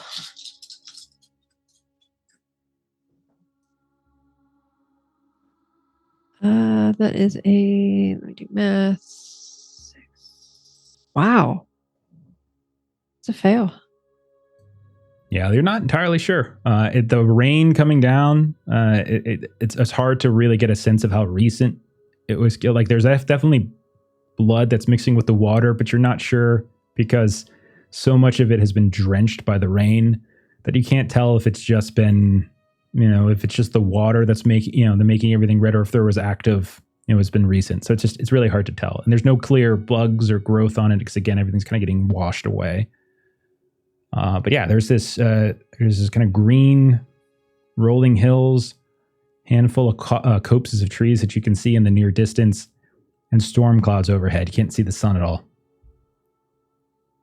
What do you want to do? Renil would like to try to recover from this because she says something very generic. Yes, this is a deer. It was killed. You hear Murdoch. Oh, well, thank you so very much for that bit of wisdom. Perennial, you're embarrassing us in front of the spoiled rich kid. I know. It's just not this. It's just, and she kind of grabs kind of her chest and she's like, it still hurts. And then she'll straighten up a bit and kind of look out at this, kind of hills, kind of the rolling in front, and just say, I will explore. And she's bound and determined to do better. Go right ahead. Roll an explore test if you want to try to advance the endeavor. Look alive, everyone. It's overcast, so that they're probably going to be roaming. That's right. I got to do my thing. Hang on. I'm taking an audience dice just to minus 2d6s actually because of the rain. Crap. Yeah, sorry. Well, I did pre-say that I was taking audience. Yeah, that's fine. And don't forget, there's also hope to having to. that you can spend. You have things like that. This but outside of combat. So if you're doing skill rolls, you can spend your hope to try to inspire yourself or just to gain an extra die. Don't forget about that. What's your distinctive features, Auriniel? Bold and swift. Nice. If you want to say you're moving quickly in the rain, I'm fine with that. All right, that works. So that's a +2. So yeah, if you're triggering it, you would get +2 from. You spend a hope, gain 2 dice from that. Got your audience dice, but there's also -2. So I will move these 2 down and not be a dick. There we go. That's an extraordinary success. Got 3 6s on 4 d6s. All right. You guys are down to 1 resistance at this point. Nice. You start moving, Auriniel, and the rain is just pelting, and it's really difficult to see at times. But you manage to get a break every now and then as you go into these copses of trees, these little groups. You also notice along the way there are plenty of these broken branches, snapped twigs. You can even see some litter on the ground that suggests something has passed through here. Not only something, but something very, very large, heavy, maybe even a group of people. As you can see, the mud has just been trotted up, something fierce. And you hear also, as you start to approach this other, this is probably maybe 45 minutes of travel, this like kind of second grouping of trees. You hear, just barely, underneath the heavy rain, it sounds like grunts and snarls. And you hear like voices, like these guttural voices that you're confident are probably goblins, maybe orcs of some kind. And so Auriniel very quietly is just kind of pointing everything out. Is going to look for an area to further kind of look around. So just to point to someone who can take the next step. Sure. And who would like to do that? Well found, Auriniel. This will be the first ambush to turn the tides. And I'll try to, if someone else wants to take the battle lead, because I was going to try and surround these guys, have everyone jump in. I could join in. do a stealth to try and get from the other side. Attack from the other side. We're going to treat this like a quick encounter, sort of from Savage Worlds, where everyone just tell me what you're doing to contribute to this, and then roll a skill check, and then we're going to narrate it. This is just a copse of trees for now, and you just hear a handful of voices, so you don't necessarily think it's a huge grouping, but maybe just a couple, maybe scouts of some kind, maybe lookouts. So everyone just kind of tell me what you're doing and roll a skill, and then we'll kind of narrate the event. I would like to stealth around to the other side so that none can escape, and I can be there to catch them if they try to run. Beautiful. Roll that stealth test. Floyd, you were kind of are you trying to like get in on them? Are you going directly at them? What were you doing? I was saying I was going to try and get the band to surround them, try to get stragglers as well, try to position people in certain spots. Battle, maybe? That actually may relate to what I was going to do, which was to use awareness to kind of identify how many of them there were and where they were located. Perfect. Roll awareness. That sounds great. Gilly or Iriniel? Iriniel would help Floy with the battle because she's got the helm. So okay. So I'll say if that's the case, Floy, take an extra D6. And then Gilly, what do you want to do? I want to get high ground so I can arch from kind of like a hidden-ish location. That's going to be athletics if you want to climb up a tree. Yeah. Okay. So do those rolls. Reniel, you're good. You're helping Floy. And let me know how everyone does. Use one hope for extra. Okay. 2 successes for Daggett. Regular success for me. Regular success for Floy. Regular success for Tara. Okay, Tara, I would tell you that as you're carefully moving into the trees, Daggett is doing a sweep around very quietly. You're kind of giving directions to both Thar now, his scouts. Murdoch is even now, weapons drawn. You're kind of fanning out. You're using these tree trunks to hide behind. You can see that up in the branches, you can see that there are 3 goblins. They're small, they have bows, and you can see each one of them is kind of looking in a different direction. One is kind of looking in your direction, the way you all are coming from. So we'll say that's actually coming from the north. Others are looking from what looks like the southeast and the southwest. But they occasionally shout to one another. They're not at the very outer tree of the ring, but they're like maybe one group behind.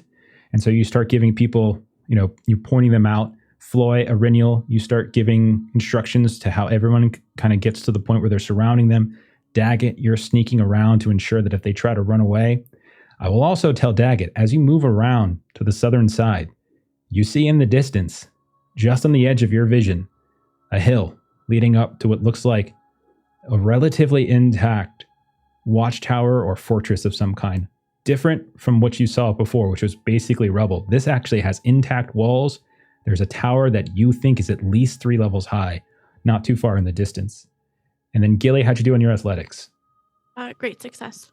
Okay, so you climb up, you find a tree, not one of the ones that the goblins are in. Yeah. You pull out your bow. So this is not a difficult fight. So we're just going to narrate this one. So everyone's in position. Who takes the first shot or who makes the first call? What happens? You guys just walk me through how this works.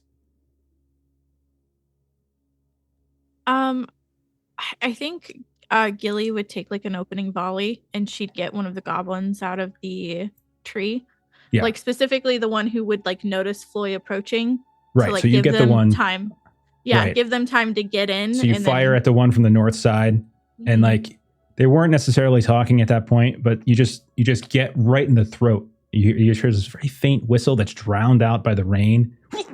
And we hear this wet gargle and then it kind of falls. And you hear almost a splash on the ground. The sounds of the other goblins are like, and the opening shot all emerge from behind the tree trunks. Mm-hmm. Okay, so you're there. They're up maybe 12 feet in the air. And you can see 2 of them are now looking down. And they're getting ready to fire at you. So what would Floy do? They're only up. There's none like in base camp. No, there's only 3. They're all up in the trees. That's what Tara saw. Iriniel will definitely shoot one. Okay, so Iriniel, you get your bow out. You fire at one. One of them is drawing back and about to shoot Floy, who's just stepped out in front. And you can see right as they're about to let go, Floy, you hear, and sticking right out of the chest, this big blossom of kind of this blackish red. They let go, but it's like the arrow that they fire just goes feebly to the ground. They fall down in front of you, and you're able to just like as they look up, and you just take the axe and smash down right into their head, splitting them. One more left. I use my spear to get the last one. So Tara, you run up as the other one's kind of turning now their attention to where Floy is like hacking away at one on the ground. And they're about to fire, but you have the reach on the spear, and like a shish kebab, just shove it right up, and you hear, and you're able to just drag them to the ground. They immediately kind of pull themselves off the spear and start running away. And they run into Daggett. Daggett, what do you do? I imagine Daggett was like hiding behind a tree, and as they run, he just steps out right in front and just slams the axe. The head just pops right off and falls to the ground. It rolls over, and you can see there's like twitching in the face a little bit more, and then everything kind of comes. The body runs like an extra 2 or 3 steps without the head before collapsing to the ground. All of you take a second, you look around, you see no signs of any others. There's no way any of their calls were loud enough to reach that watchtower in the distance, but you have taken out what looks to be some kind of lookout group. Did you see that? He ran 3 whole steps. I don't know what you're talking about. I did not see that. Did you kill that one? Yeah, I took off his head. It was like a chicken. He just kept going. Sure. I believe you. Gilly's gonna take the time to hide the bodies. Yeah, no problem. Terrible help. Yeah. There's Easily enough. Good. I love you, Gilly, but I imagine you could use the help. It's it would be Yeah. a struggle. There's a watchtower in the distance. It doesn't appear to be nearly as ruined. It's still well fortified. Likely the goblins could be using that as a base of sorts, especially if it too connects to the mines.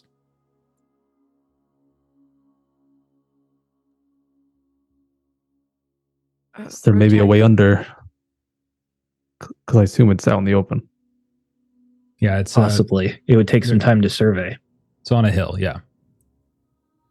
So you guys are at 1 in the resistance, so I just basically need 1 more success from somebody. Just describe what you're doing. Could I scan to look for like another entrance to the cave if we want to try Sounds and go in from perfect. the bottom? Absolutely. Sounds perfect. All right. While Dag is rolling that, as we're dragging the bodies away, are these goblins sort of better armored the way that they had been described before? When you take a look at their bows, they are in far better condition than any bow that you've ever seen a goblin carry. They seem sturdy. They're not better than all of yours, but they're in much better, sturdier condition. You can see that they have these very long knives, almost short swords, on their belts as well. That when you pull them out, and they have excellent balance to them. They are dark, and like there's sort of a when you hold them in their hand, you can kind of feel this sort of sickness kind of begin to like roll over you as you get a little nauseous. But like just looking at it, you can tell that there's very firm balance. This isn't. They don't have any specific armor on other than little patches of leather here and there, but their weapons look pretty good. Yeah. I think we should definitely take them at least so they can't acquire them back. That's fine. Little good, little bad.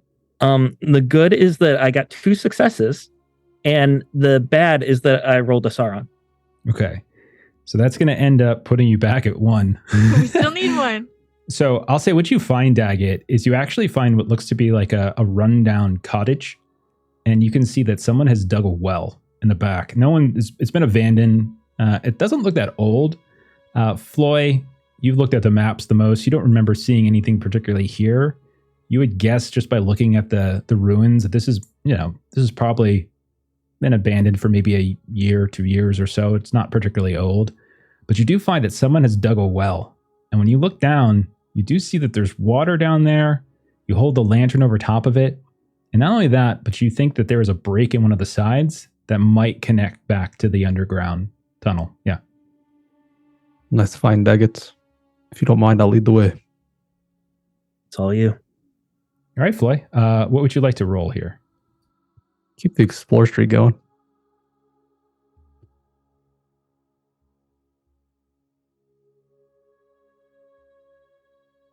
Sorry, let me check the difficulty. My bad. Just double checking something. Minus 1d6. I'll counter that with a little hope. How dare you? You're not allowed to have that.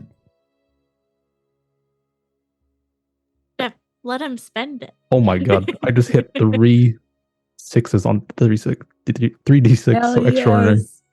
Oh my gosh. So you're able to hop down without a whole lot of difficulty.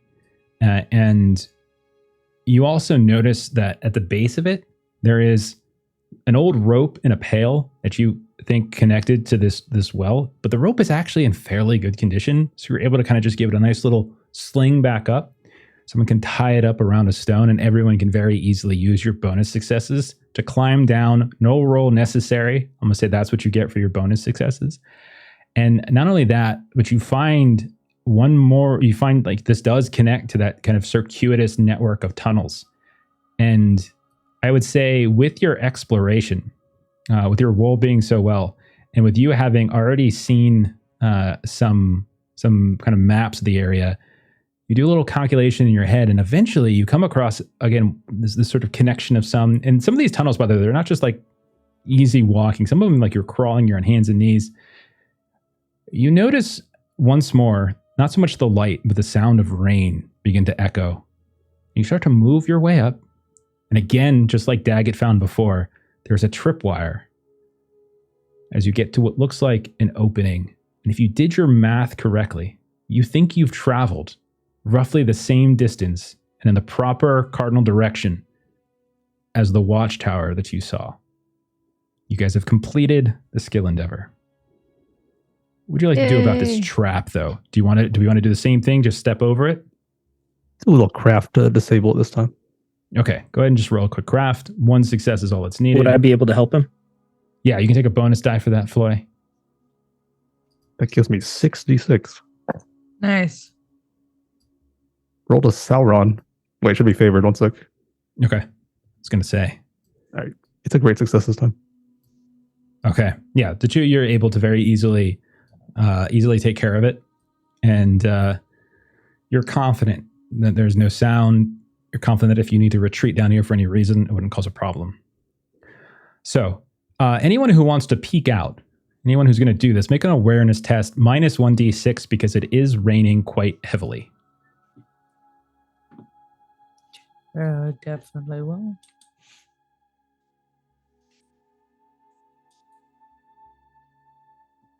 Doo-doo.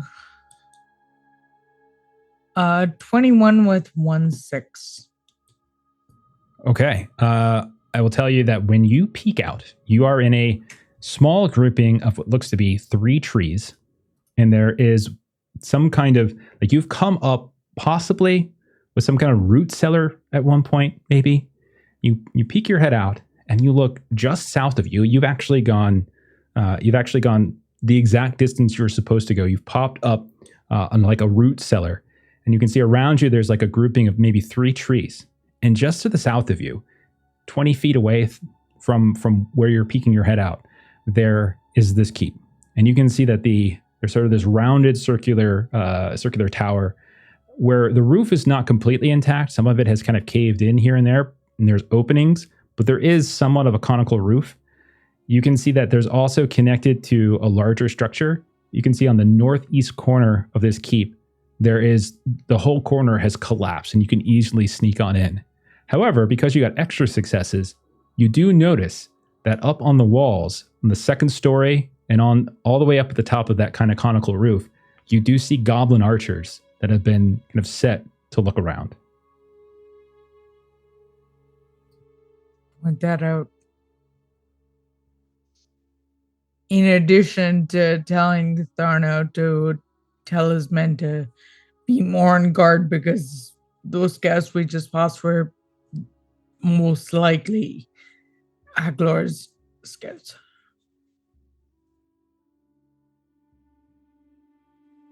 Should we all make a run for it?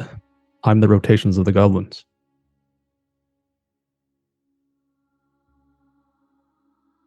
Are we going to be able to shoot the goblins from down here? So I will tell you that 2 things. First of all, the elevation is going to give you 1 penalty die, and the rain is going to give you 2 penalty die. So any shots at them is going to you can do it, but they're going to count as penalties for this. Two things working against you. You said they're on the walls or the actual keep? So there's so I would say Tara can see that there's two that are all the way up on the roof of that conical tower, but then there's another one that's kind of on the eastern side near where that collapsed wall is that you could easily gain access to the keep. Where there's one that's kind of standing literally on top of the walls. There's no ramparts. It's just the walls are stone and it's standing on top, maybe about 15 to 20 feet up. The other two are about 30 feet up. The conical tower, is there any obvious way up, or would it be like an interior staircase? You would guess it's an interior staircase, yeah. You could certainly try to climb, but you would imagine the staircase is on the inside. Would it be possible from a field of vision perspective to get to the wall and then hug the wall to be like pretty much right below where that goblin is? So maybe the goblin's looking more out than like under. Stealth. It would require a stealth test. It will be contested against their ability to see you. So I'm going to essentially roll something to see if they see you. But you can roll. You can try to stealth up and get underneath them. Absolutely. Or someone could do that, as Iridio makes the suggestion. If someone can get that goblin by the eastern wall where it's crumbled, I think I can make it up to the tower and take out the other two. I will try to stealth my way in then. Okay. I will give you, let me actually see. Again, I have my own little system for just determining penalties at random. Minus 1d6 to your stealth. No plus because of the rain? Yes, it's factored in. Gotcha. And that's for both of us, right? Yeah, for anyone trying to do this, yeah. I am favored in stealth, and I would like to tap into a distinctive feature of burglary to try to get some bonus here. Inspired. I think that makes perfect sense, yeah. So that'll counterbalance some of this, yeah. You don't use that very often. No, I not use really a sneaking into distinctive buildings. Or ever. I don't think he's ever used it. 55 episodes, first time I've heard of this. I'd like to use a distinctive feature too. Cunning? No, you're not allowed. Okay, that's fair. No, go right ahead. Cunning sounds great. Rolled an impeccable great success. An impeccable great success. All right, how'd you do, Daggett? Sorry, I'm counting. It's definitely a success. It's not a great success. All you need is the one success. It's totally fine. With Floyd's extra successes, that's two extra successes on that, right, Floyd? Two other people can go with you. Two other people can go with you. If anybody else wanted to follow their lead without having to roll a stealth test, you can just take, because like Floyd said, like timing the, I definitely will then in that, because I didn't want to fuck you up with my bad rolls. Floy and I were going different directions though, right? Because I was heading towards the tower to climb that. Okay, so that's fine. So Tara, you can go. You have to go with Floy though, because it's specifically Floyd's. And Floy, you're trying to get to that corner where there was the. Okay, is that right? All right. I am going to bring you guys onto a map in a moment, but not just yet, because I don't like to do the vision stuff. It's too much of a pain in the ass for stream. Aurenial, are you going with Floy and them? Oh, this is the meta. There is one extra success. So I don't mind Floyd. I mean, this is perfectly fine. He can cover somebody else. So if you want to go, I will roll for stealth and also go. Yes, because you are actually stealthy, so that works. Yeah. So I rolled and I got a great success. Okay. Are you going with Daggett or are you going with Floy and with Tara? Daggett's gonna be climbing up. Yeah. Daggett, how well is your athletics? It's pretty bad, but I'll make it. I can do a magic success. Okay. If you let me tie a rope to you, I'll go with Daggett, so I can get the high ground at least. I would be a little wary. Just like Obi-Wan. This is the more dangerous way because there's two goblins here, and you would be in like melee combat with them. I believe in you. Okay. Okay. So then, Aurenial, you're going to go with the rest of them. We'll worry about the. I'm not gonna gimp you with the NPCs. We'll worry about them in a little bit. All right, I'm going to go ahead and bring you all over the map, and I can show you where everyone's just kind of set up. I don't do the vision toggle just because it's a pain. Obviously, you don't have sight into the keep, so just be good about not using that, right, as you make your decisions on what you're doing. So let me bring you all over. Since I did get an extra success, I don't know if it makes sense for me to enact my thing while climbing. I can tell you that if you climb, it's not going to be your stealth that I'm concerned about. It's going to be, you're not using this. It's going to be something else. Let me go ahead and get this all figured out a little bit better. So it's a little bit more visible for folks. So just so that stream. I'm clear, Daggett and Gilly are going up the tower, and Floy and Tara and Aurenial are going along the wall. That's how we split the like crumbled section where there's the entrance in. Yeah. Okay. So try to take him out quiet. I'll be the one that's loud. You all came out of this. So I'm pinging to stuff on the northeast here. You can see where I've huddled the NPCs. So you've got Murdoch, you've got Tharnell, and you've got 4 scouts. Probably 2 from each of them. Tharnell brought 2 of his people, and then Murdoch probably brought 2 of his. So you kind of came out of this kind of root cellar up to the northeast. Daggett and Gilly both managed to very carefully sneak up to underneath the tower itself. And then the other have managed to sneak to the south, or I would say to the northeast of the keep itself, and you're right underneath. There's about 15 feet above you. There is a goblin that is actually looking directly over top of you. You can even see every now and then they do a sweep, and their bow and arrow just kind of move off to the side. And every now and then you just hear them kind of hum, like, and then Gilly and Daggett, yours are like 30 feet up, as the tower is like the highest portion. So we're not in combat yet. We're still kind of doing some sneaky stuff. So walk me through what happens next. I'm gonna crawl up to this, reach in the wall, and try to take this goblin out. Okay, so it's about 15 feet up. So you want to climb up the wall? Yes.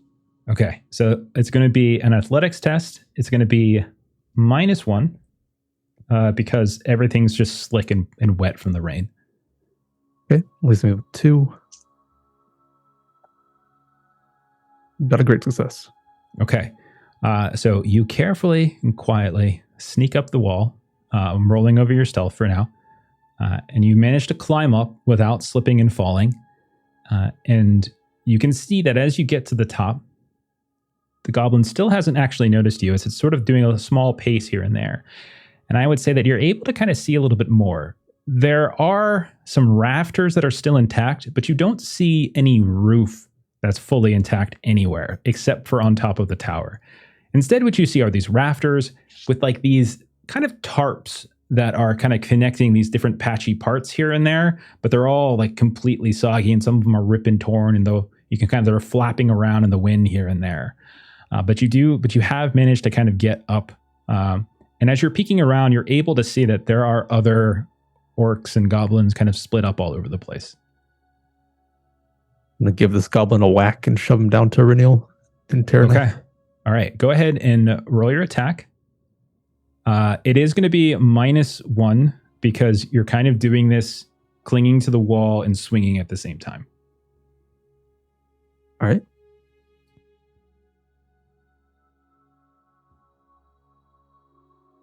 It's a regular hit. What is the damage of a regular hit for Floy? 7. Okay. So that will not be enough to kill him. So I will give you a choice. Do you want the damage to be done and he stays up here? Or do you want there essentially to be not that damage, but you just instead pull him down to the ground? I'll go for the pull option. Okay. So you pull him down and he's going to land. It's about a 15 feet drop. So he's not going to take nearly as much damage. But he's going to go, yeah! Aurenial, you're there and you're ready. So is Tara. So if the two of you want to make attacks to see if you can kill them quickly enough so that they don't like scream out. Definitely. Go for it. Jabbing with my spear. Stabbing with my sword.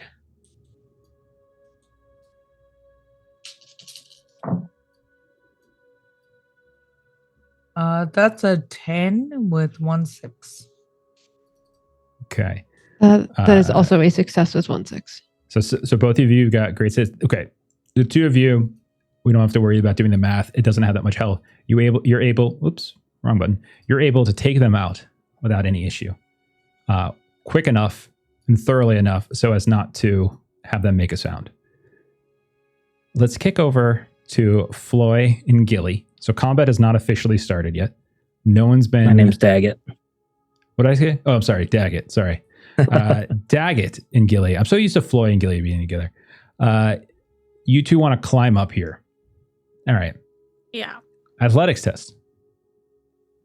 I already spent the magic success because I'm bad at athletics. So just the 1 success. Okay. Okay. Go ahead, Gilly. I need you to roll 2. Yeah, I'm going to use my rope and hook for assistance with my athletics test, if that's fine. You can do it. However, if you throw a rope and hook up to where these goblins are standing, it is going to be noticed. So I'm it's up to thinking you. more so, like, could I tie one half to Daggett? If you do that, I'm going to penalize Daggett for never having mind then. to have Okay. a tether to him. I will not do that, but I will take an audience dice now. Okay. Got it. Yes. 9. Jeff, this map is fucking sick, man.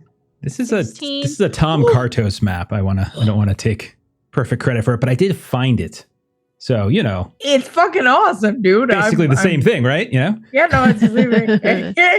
Yeah. Using and making the same thing. Okay. So I got a 20 and I got an extra 6. Okay. Nice. So Thank the God two of I you, got that dice. Should beat me up there. the two of you climb up and you make it up to this roof. Okay. You have a split second to do something before they notice you. What is it going to be? This may not have been possible. I was hoping that I would have been able to climb up almost directly under one and just pull him entirely off the wall. That's perfectly fine. We can do that. Go ahead and make an attack just like we did with Floy. This is going to be -1 on the attack because you're kind of Would this trying be to brawling? It depends. If you want to, I would say, yeah, it probably makes more sense to you just grab. So yeah, roll brawling. And I'm going to tell you, I want to know if you all get Eyes of Sauron, because we're treating that as something bad is going to happen. So let me know Okay. if you Yeah, all I will roll tell this. And then Gilly, you tell me what you're doing too. Melissa, I'd like to take an audience die. Got it. I'll wait till Daggett resolves. 2 successes. With Okay. a 1 on the feet die, but I made it. They're going to fall. All right. So I'm going to roll. I'm going to let you roll it. Roll 2 d12s. Take the higher. Take the worst one. Okay. Okay. This is going to determine how much fall damage it takes. This could potentially kill them, or it might not. So you tell me how much damage that you do. Wait, the higher or the worst one? The worst one for them. So it'd be the higher. Yeah. That would be the Sauron, the 11 then. No, that's worse for you. The worst for them. 8. Bad for them would be a Gandhi. All right. You said 8? 8.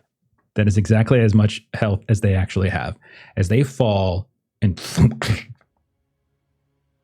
you can hear a very slight really fast. Okay, Gilly, you have a moment. This is happening at the same time. You have a split second to do something. So I imagine Daggett explained the plan before we started climbing up. So Gilly's going to attempt the same thing where she's just going to snatch an ankle and then pull. Oh, so you're going up at a separate place then. Okay. So then that the grappling rope hook thing wouldn't even have worked either. So you wouldn't even have been able to be functional. All right. So you're trying to do the same thing. -1. It's your brawling roll. So I don't know if Gilly has ever done a brawling roll. I don't think I have. So you then have would 2 I pips in instead be able brawling. to do my... Oh, I'd rather do brawling than my swords. Okay. And it's going to also be -1. So you're actually rolling 1d12 and a d6. Okay. I am going to spend a hope to get another d6. Okay. And how much audience dice do we have? We have 21. And then I would like one more, please. 8 plus 6 plus 5. 19. 19. Okay, good. I make it. Okay. Strength is 16. All right. So same thing. Roll 2 d12s and give me the higher number. Gandhi. Gandhi is enough. That'll automatically Okay, kill cool. them. So you go to pull them, their head smashes against the ledge before they even fall, and you kill them right then, and then their body falls the rest of the way. However, you are extremely close to this fella right down here. So I'm going to see if they manage to actually notice you really fast here. Okay. See if a little exclamation point comes above their head, or question mark, whatever it is for that one game. Oops, that's the wrong die. Okay, yeah. You hear a voice come out. What is it? And a couple other voices start to shout out now from inside. What do you mean? What is it? And you hear voices starting to now call back.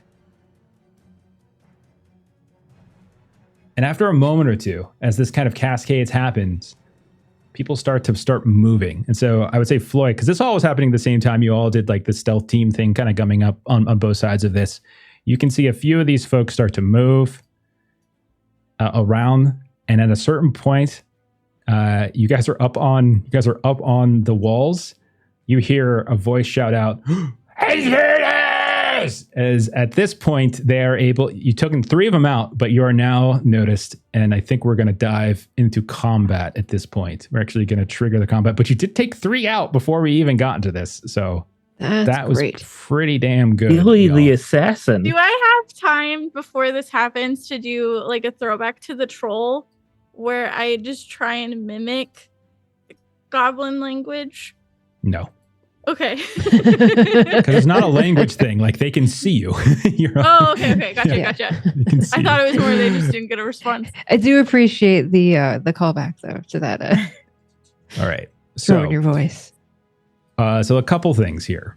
So as you kind of get into here, you notice again, there's these rafters that are moving. Some of them are really rotted. Some of them are broken. There's no roof over top of these rooms out on the eastern side of the keep, outside of which people, these orcs have come. You can see there's these tarps that are soggy and wet. Some of them are kind of flapping around. The only intact roofing area is above the tower, but there's still huge gaping holes within them, so you can actually crawl into the tower as well. You have allies. So the way we do allies, because I don't like running allied NPCs, is you all can basically direct them. And so there's going to be one of 2 ways you can use them. You can either send them somewhere to hold off reinforcements so you don't get outnumbered, where it's just a way to pause the fight over in that direction, or you can keep them with you, and once per round you can use them to gain your plus 1d6. So that's kind of up to you. So we'll say they were kind of, because you all are the superheroes here, you're the ones who kind of did this stealthy thing, and they're just going to start like kind of moving into the keep, kind of through that hole in the northeast corner of this keep, if that makes sense. But all of you at this point, the fight has started. So I would say the only thing that you all probably don't see currently are on the west side of the keep. But you would probably presume that there's others over there, but I would say no one can really clearly see it all the way over there. So let's hit some stances. I'm gonna say opening volley. I'll give opening volleys to Floy if you've got a ranged weapon, Gilly, and Daggett, because they're up on the walls and actually could fire a ranged weapon. Everybody else is behind a wall and probably can't get one. I don't carry one. Okay. I have a bow. All right. So if you want to take a shot down into that tower, I would say targeting Aglar, since he is Aglar. So I've got the name, obviously. You can. That's going to be at -2, as it's the more extreme angle, and he's got a little bit of a floorboard that's actually kind of blocking him. The other 2 would just be -1, as you're essentially firing through all this debris as you're trying to fire inside. Sorry, Aglar's the one with the little mark on him, right? Yeah, he is the only one who actually has a name. All the other ones are Got it, nameless. got it. I'm sorry, I was looking at the wrong section of the map. It's all good. Thank you. So, Melissa, I took an audience die to attack one of the henchmen, and I Okay. just barely missed. okay. So you fire down in. The arrow goes wide, clanks off the side, and you see the two that were kind of standing guard whip their heads around, and then you hear a voice, this deep, deep orcish voice. Intruders! Kill the pinkskins! Kill them! Bring me their heads! And you hear just echoing as both Aglar, the two people with him, and several others out in the courtyard start smashing these shields and these big black metal swords together. Kill pinkskins! And the fight is engaged. Gilly, you got a shot, so if you wanted to take one, Cool. what would you like to do? I'd like to shoot at the one who noticed me. That's this guy, right? Exactly, right down below you. Okay. Yeah. Because yours is a straight shot and you don't have any roof to contend with, yours is actually going to get a +1 d6 as you're shooting strictly down on him. However, he does have a shield. He's one of the ones going, duh, duh, duh. So it's going to be +2. Oh, to my target number. Yeah. Got it.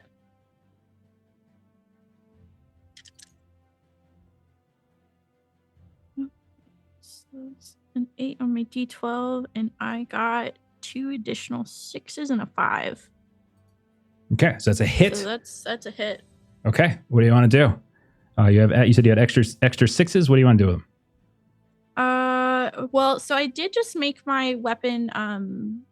I now have a keen, grievous, fell bow. So Okay. I'm going to spend one of them to make it a 9, so that he has to roll for a wound. Gotcha. All right.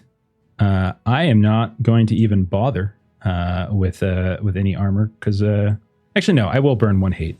These guys, as I've said, are very, very armored. That's a 9, 13, 18, 23. 23 on my protection roll. Gotcha. Yeah, mine's a 16, so he's fine for that.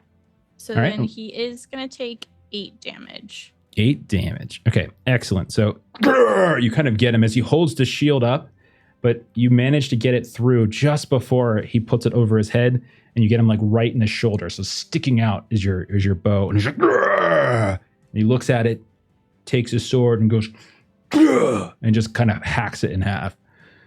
All right. So Floyd didn't have anything he wanted to throw or do, and we are now in the first round of combat. Actually, I'm sorry. They can do it too. What am I talking about? Some of them have ranged weapons. Oh no. The one that you just shot, Gilly, actually is going to throw a spear back at you as he kind of drops this thing on the ground, pulls this spear up, and just hurls it right up at Gilly. He's going to have a -1 because of elevation, but he is nonetheless going to attempt. I'm going to burn another hate to counter that. And okay. 8, 14, 17 to hit.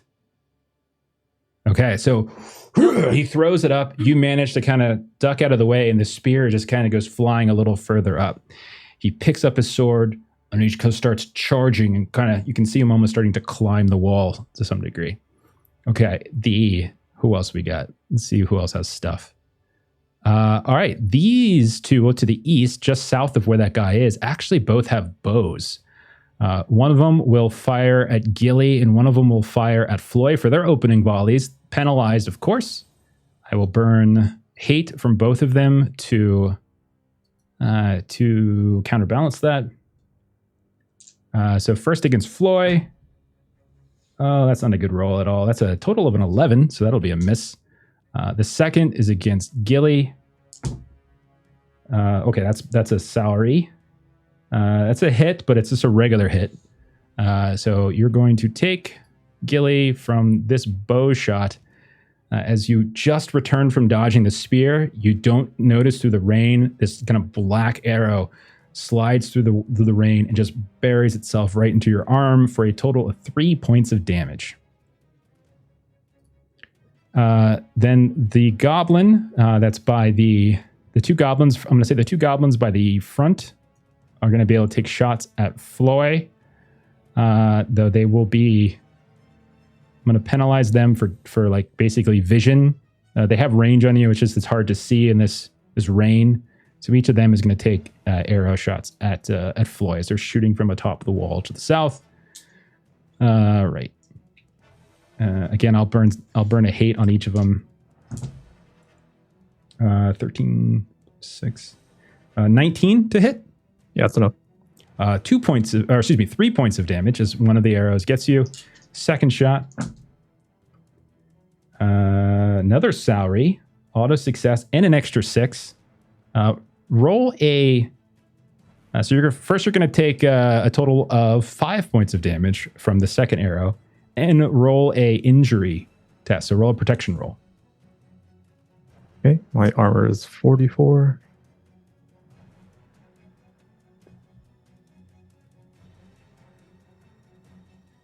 Got a 17. 17 is enough. Okay, that is the end. I'm going to say there might be others with ranged weapons, but none of them are able to really take a shot. I'm going to say that the two that are in the room of the tower, Daggett, it's probably too difficult of a shot for them to shoot back at you. So I'm not going to give that to you. All right, let's go into stances, and then we'll kind of walk through how this is going to work. What stances is everyone taking? Forward. Yeah, same. What kind of opportunities would Daggett have to get into melee here since he's on top of the tower? Oh, you absolutely could. I would say if you wanted to on your turn, you can either just use your main action to run down, into melee, or you can try to be heroic, I'll give you an athletics chest as like part of your secondary action to just try to like leap down into the fight and to do so without kind of screwing yourself over. And then you could potentially get into combat in one round as opposed to having to wait a whole turn to do it. Would these stairs that are broken, would I be able to kind of bottleneck myself there? Would that be a possibility? You certainly could. Yeah. Okay. Then I'll go defensive this round and head towards those stairs whenever I can. Sounds good. What about the rest of you? What are you doing? Going forward, charging in. Same. Would Auriniel be able to be in range stance if Gilly is? So I'm going to play a little fast and loose at first because like the combat is pretty spread out to start this. So probably this first round, I would say it's okay until they kind of close the distance on you. But you don't actually have a shot yet. So I would say your main action, Auriniel, if you wanted to climb up the wall, you can spend your main action climbing up the wall to get to where Floy is. So that could be your main action this turn. Okay, that works. Okay.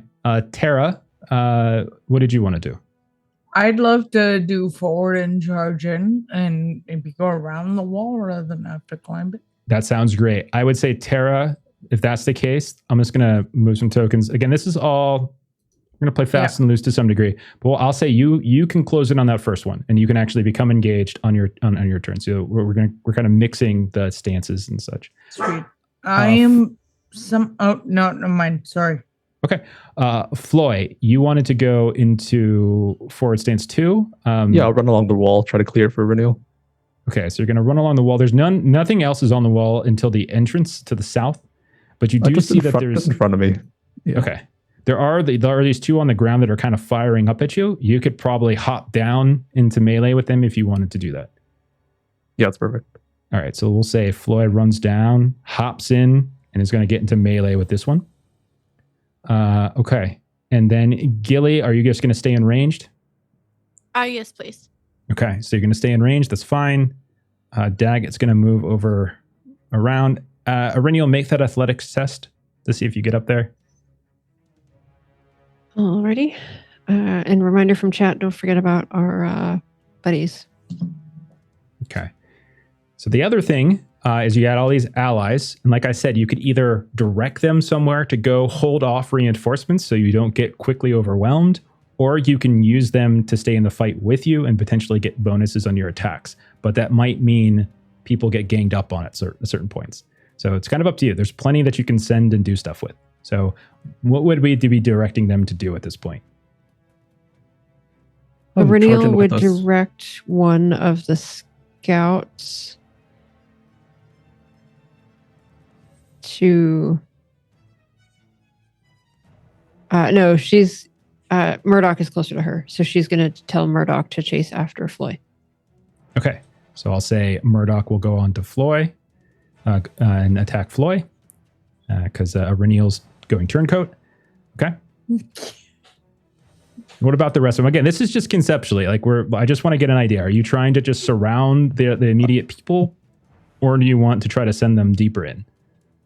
I'm just going to shout out forward, take control of the keep, and just have them run in and do whatever they need. Sounds great. Yeah, because help us with these, and then we'll have them engage Okay. the others while we go to the fight Aglar. So we'll say that they're just going to spend their turns running into the keep, shouting, "Rah!" A few of them are going to, like Tharnau and Murdoch will step off to the side. Murdoch will step off to kind of help Floy with this one. Tharnau will pick up the other, and then the other 4 scouts will continue starting to run further into the keep. And I'm going to say that those 4 are going to kind of come into contact with these other kind of 3 orcs that are kind of closing in, and they're going to meet right in the center, if that makes any sense. Mm-hmm. Targeting wise, I think Aglar is going to start charging up towards Daggett. I think one of the creatures in here are going to stay with him. The other one is going to charge out the front door of the tower and engage that group there. So I think we've got our targeting set up. Aurelial, did you make your roll to climb up? Yes, I got a great success. Okay. And so if that's the case, you are up. Tara and Floy, you're both in forward stance. We are now set up. So Tara and Floy, go ahead. What would you like to do? Lean forward. I'm going to tap into my virtue here. Okay. You get a bonus. Yeah, you're going to get a bonus die from Murdoch being with you. Okay. I can make my first attack in forward at an advantage. Mm-hmm. Or favored. That's a Gandhi. Okay. No extra success. It's going to be automatically hit. Yeah. So they do have, some of these have some pretty high parry. So, okay. So you're good. What's the total damage? 7 damage. Okay. And then I got to roll my my injury roll in a sec. 7 damage, you said? Okay. Yeah. And injury right, 20. I will burn 1 hate to get an extra die just to be safe. Let's see, 15, 24, 25 on the protection roll. Okay. So no wound, but 7 points of damage. Okay. And then following it up, I can make a free intimidate foe. Okay, go right ahead.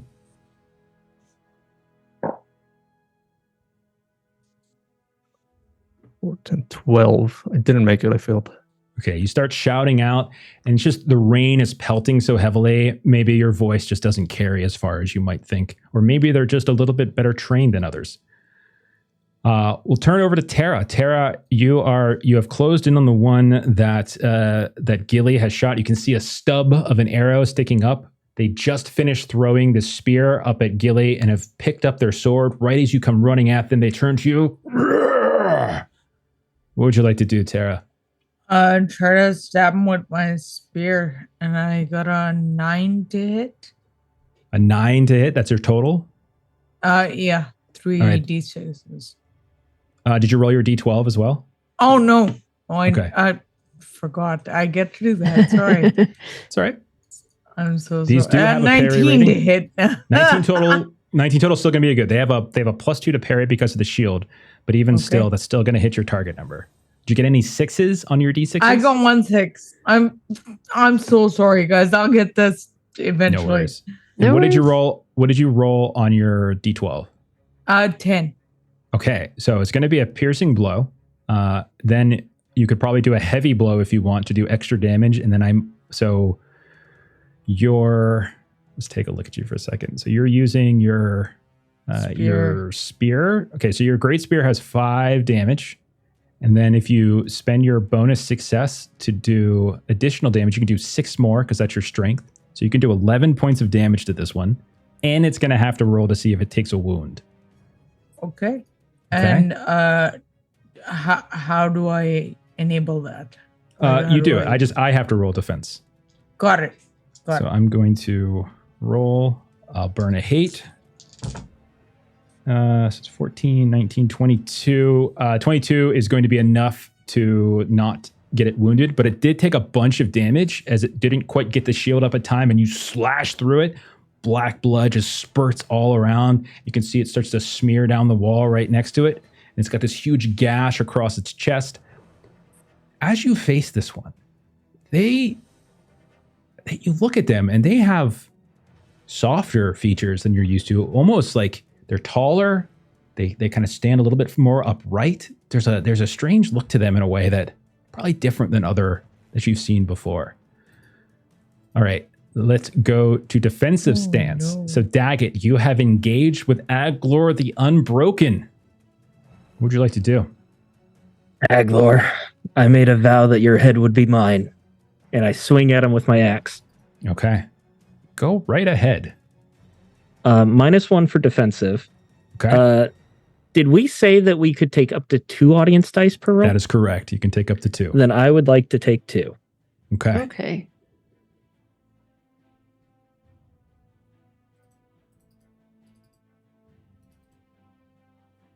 Okay, so 2 successes, but also a Sauron. Okay, what's your total roll? 21. Okay, that actually will hit. He has a +6 to parry, but you Holy do manage fuck. to hit him. This giant tower shield. He gets it up. You manage to just barely get your is it an axe that you're using? Oh no, Black Fong. You're just managed to slash down and kind of catch him right on like his arm as he's kind of lunging at you with this sword. So you have 2 successes. What do you want to do with them? I think just heavy blow. Okay. 7 damage. Can I do it 3 times? Right? That's how that works. Did you have 3 successes? Oh, I'm sorry. It was 2 successes. Yeah, my bad. So no, you can't do it 3 times. It was 2 sixes. That's what threw me off. So 14. 14 points. Okay. All right. So yes, you can totally do that. I know this isn't it. Is his attribute level 7? Because he would be knocked back otherwise if it's 7 or lower. It is higher than 7. Okay. And not only that, but because you have a Sauron on that, what I'm going to say happens is you swing, you catch him, and he immediately takes the shield and just shoves you into the wall. And I'm going to say you fall prone onto the stairs as you're a little undertaken. So I'm going to give him a bonus when it's his turn to attack you because you've fallen from this. Your head's kind of ringing and shaking as you are just smashed. Bits of the stone, the force of that smash with the shield was so much that the stone wall, you can feel it almost give ever so slightly. And then we'll go to Aurelio. You spent your turn climbing up, so no attack for you. But Gilly, I assume you're in rear stance if you want to take a shot somewhere. Yes, I would like to take a shot and try and finish this guy. Okay, the one right below. That's fine. Yep.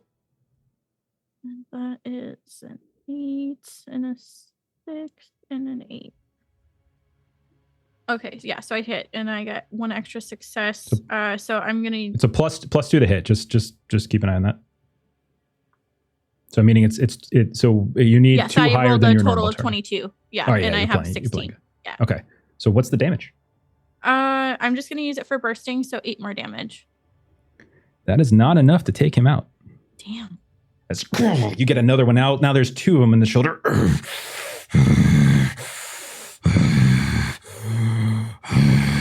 As he looks like this blood starts to come out of his mouth. Okay. So it's my turn. All right. So I'm going to say that the melee in the middle of the courtyard, we're not going to pay attention to that. That's just NPCs taking care of each other, etc. There's one that's on Terra who's still alive. Barely. Barely. I'm going to go all freaking out as they swing with its last breath. Die, Ranger. And they're going to swing down with this spiky, hideous black axe that looks almost identical to the one that you saw when you were doing your briefing yesterday morning. I'm going to burn some hate to get some extra dice. You are also in forward stance, so I'm going to get a bonus from that. And, oh, no, these have hatred elves. Good thing you're not an elf. Otherwise, you would have got a bonus. Down. All right, here we go.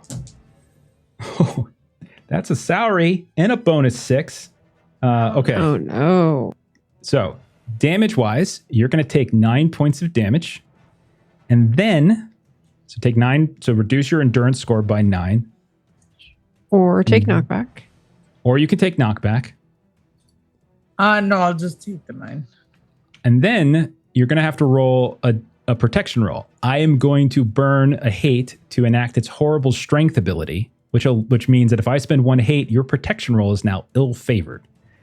So what that means, Tara, is you're going to, I'll take a look at your sheet to help walk you through it. You're going to roll Thank 2 you. d12s, Okay. and you're going to roll, let's see what you got, 2 d6s. You can spend audience dice if you want to get more d6s. Okay. Do we have enough audience dice to spend? Yes, we do. Can I have 1, please? Sure. So I'm rolling 3d6s and 2d12s. Take no Right. worse than you're- d12s. Perfect, you got it.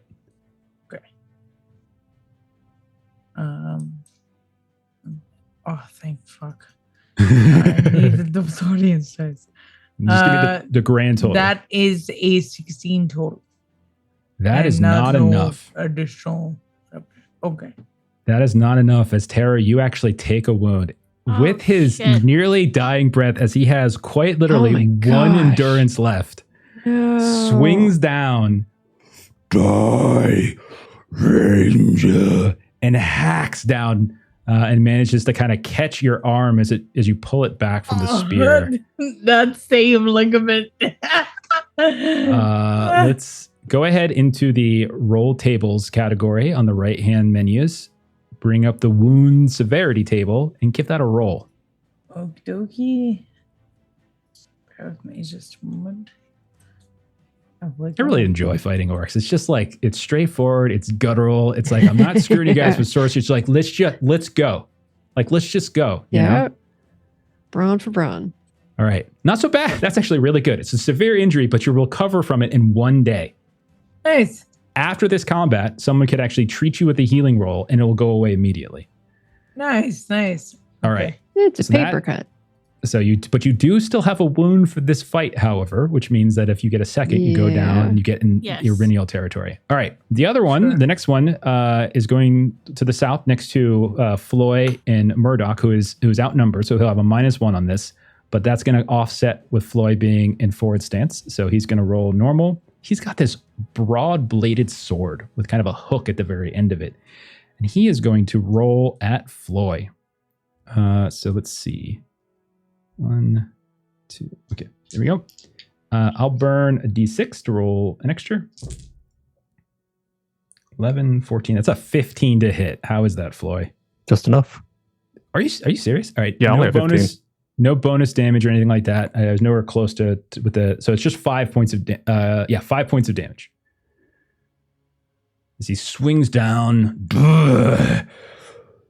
War flesh tastes best. Then there's going to be. I'm not going to roll for Tharnau and the other one kind of in fighting each other. However, I am going to roll for these 2 goblin archers. I'm going to say one's going to fire over at Irinial and one's going to fire at Gilly. So the one directly south is going to fire across the keep where Gilly is. I will give them both penalties on their rolls because they're firing through the fog and the rain. But they will both fire at you all. I don't actually have enough hate to really do anything with them, so it's just going to be what it is. So this one's on Irinial. That's a 10 on the die, a 6, and a 4 for a total of 20. Oh, yeah, totally. So you're going to take 5 points of damage. In a riddle, you need to make a very important wound test protection roll, as you are still wounded. Sorry, Oh, how much shit. endurance loss was that? 5? It's going to be 5 points. All right, let me do that first before I forget. Okay. And I'm just going to roll this here. Oh my God. These are the easy ones. Supposedly, Yeah. I'm going to take... Gilly, you're good. I rolled a 13. You're fine. I missed on you. I just really want to kill Auriniel. You know? Her and her. I don't take travel fatigue. You know what you do take? You fucking take wounds is what you take. I do. Yeah. I know. I do. So burn whatever resources you got to burn here. Wait, why did I only roll? All right. Let's Why did that do that? why are you rolling from the sheet when you normally roll physical dice? All right. So you have a total of 2d6s from your close fit leather shirt and your helm. So you get 2d6s there. You also, because it's close fitting, get to add +2 to the total of the roll. So before you spend any resources, it's a d12, 2d6s, and then it's +2 to the total. Okay. And I take an audience. Okay, so roll 1d12 and 3d6s, add it all up, and then add 2 to it. Give me the total.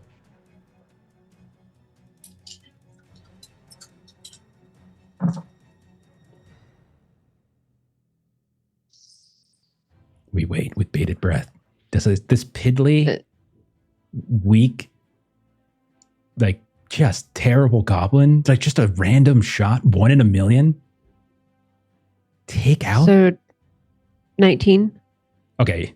No, with it doesn't. 2 6s. The answer is no, it does not. As you do still take a gut shot, but and 5 points of damage. Okay. Let me make sure that there's nothing else I can do with that one. I do have poison, but it didn't cause a wound, so you're good to go. Okay. So basically the same thing that happened to Gilly.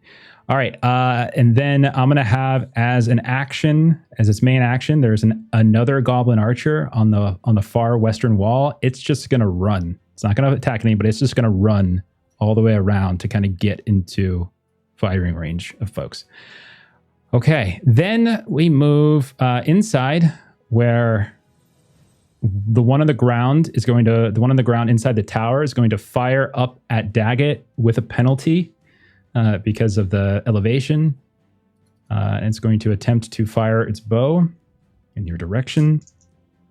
I won't burn anything. That's a 16 to hit, Daggett. Parry 15, so yes. Okay, so you will take a total. You know what? I'm going to use the D6 I got to make this piercing. You're going to take a total of 3 points of damage, but make a protection roll.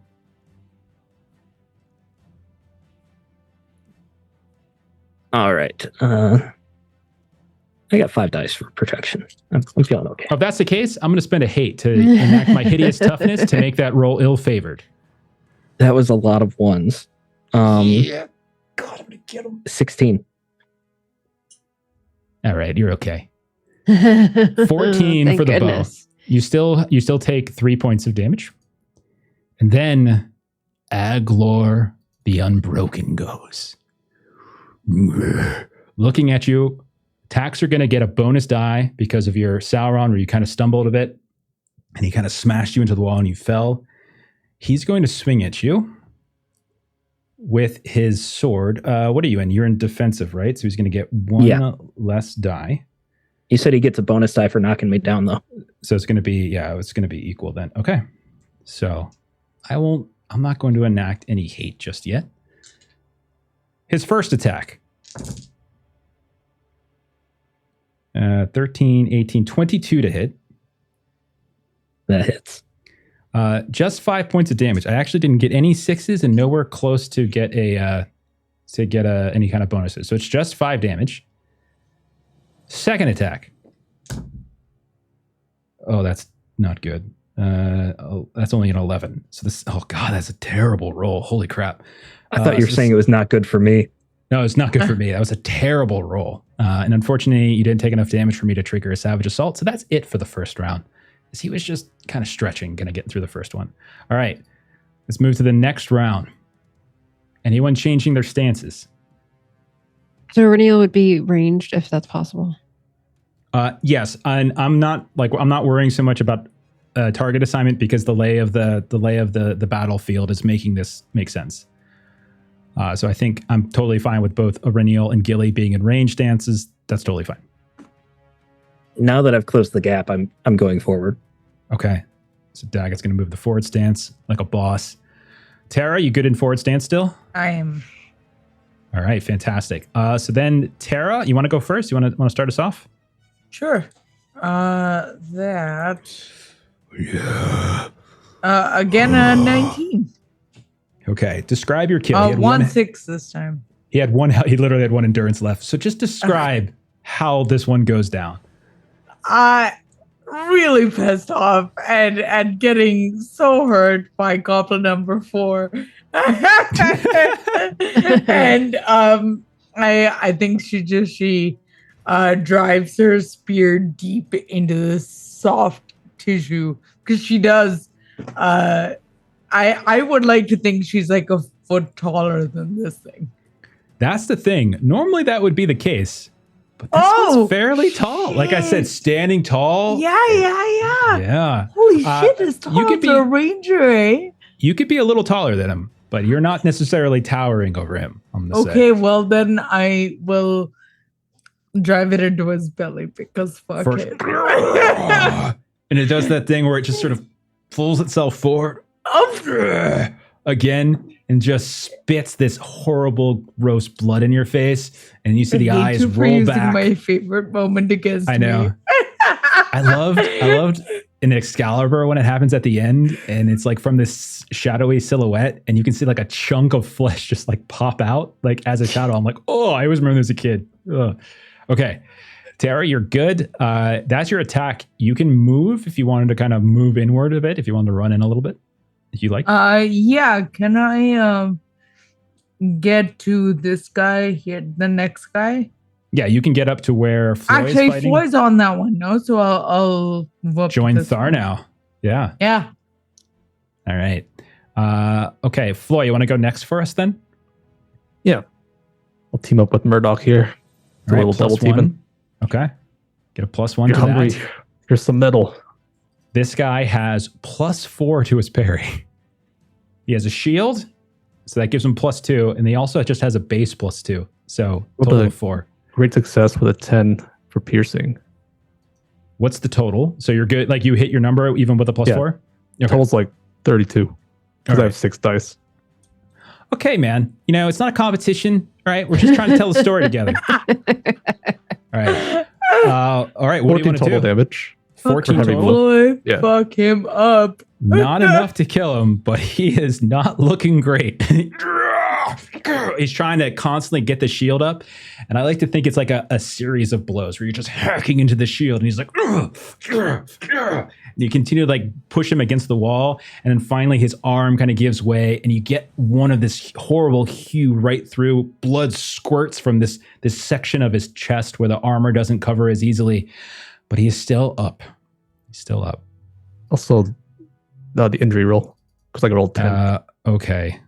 These do have a ton of armor, so I will burn I will burn a hate. So I definitely want to get one more turn out of him. So I'll do that, and then that. Okay. So here we go.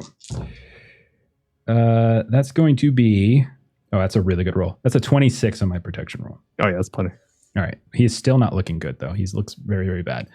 And then Daggett, we're going to go to you inside. 1v1ing Aglar. You managed to stand up. No problem. Yeah, so he knocks me into the stone and I like kind of use it to slide back up. That's all you've got? I've been bit harder by my pony. And I swing my axe. Okay. I'm taking 2 audience dice as well, Melissa, because I need to hit this guy. +6, by the way. Yeah. Yeah, +6. Oh, God.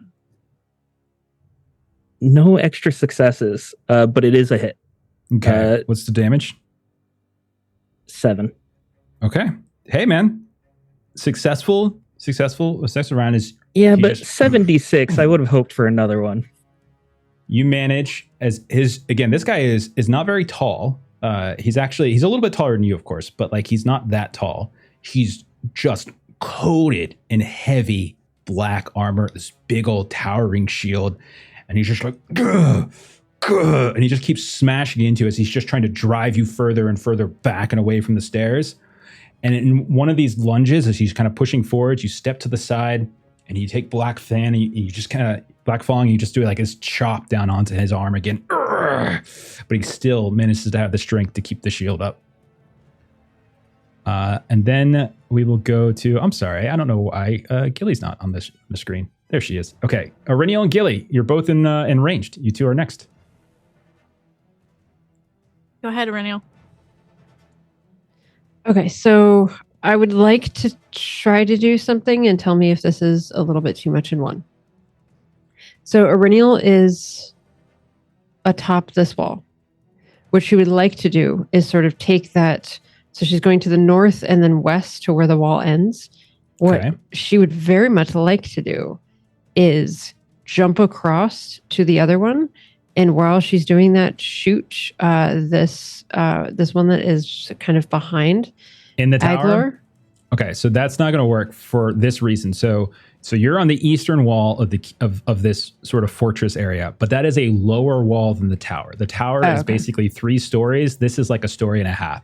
You absolutely could try to run across these walls and hop over, but you would need then to make an athletics test to climb up to kind of the same level where Gilly is at, where you're on the ceiling looking down, on the roof, looking down into the tower. So you can do this, but your main action will be to actually try to climb. And so you would be in position for the next round if you'd like. All right. I will trust my compatriots. Athletics. Is it straight as I'm rolling it? I would say because of how raining, how wet everything is, to climb is gonna be a -1. Okay. Okay, so it's gonna be an athletics test. You just need a normal success. You don't need anything fancy.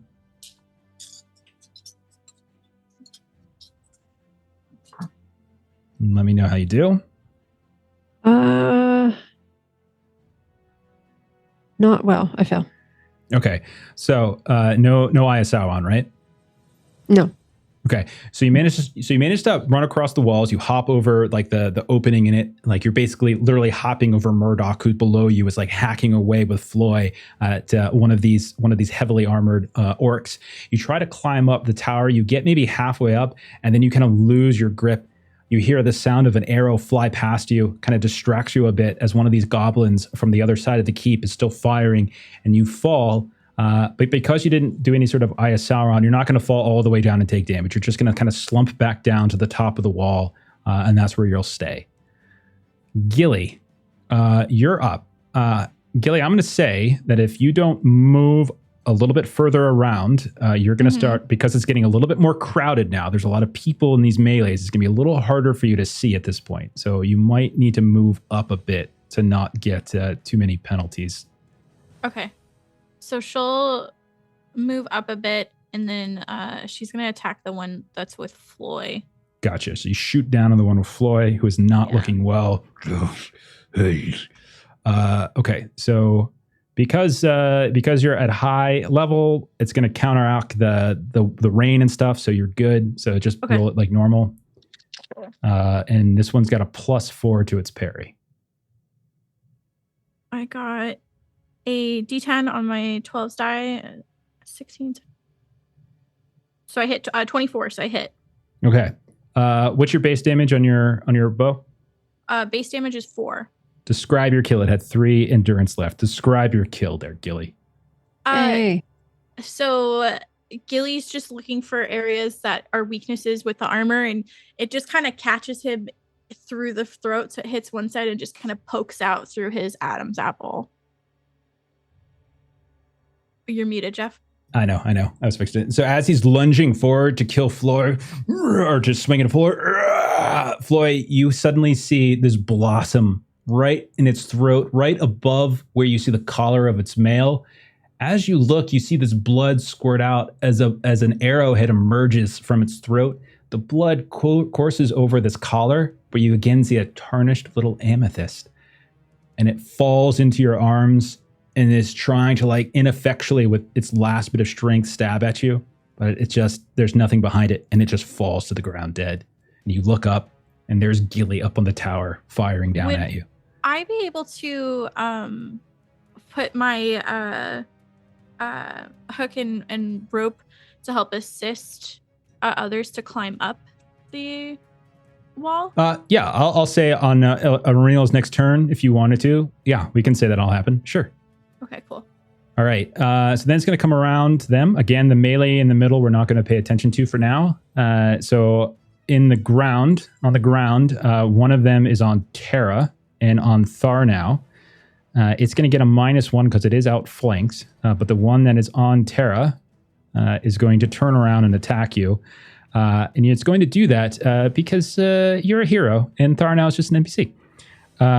So it's going to swing around and it's going to try to slash out at you. However, this one actually hates humans.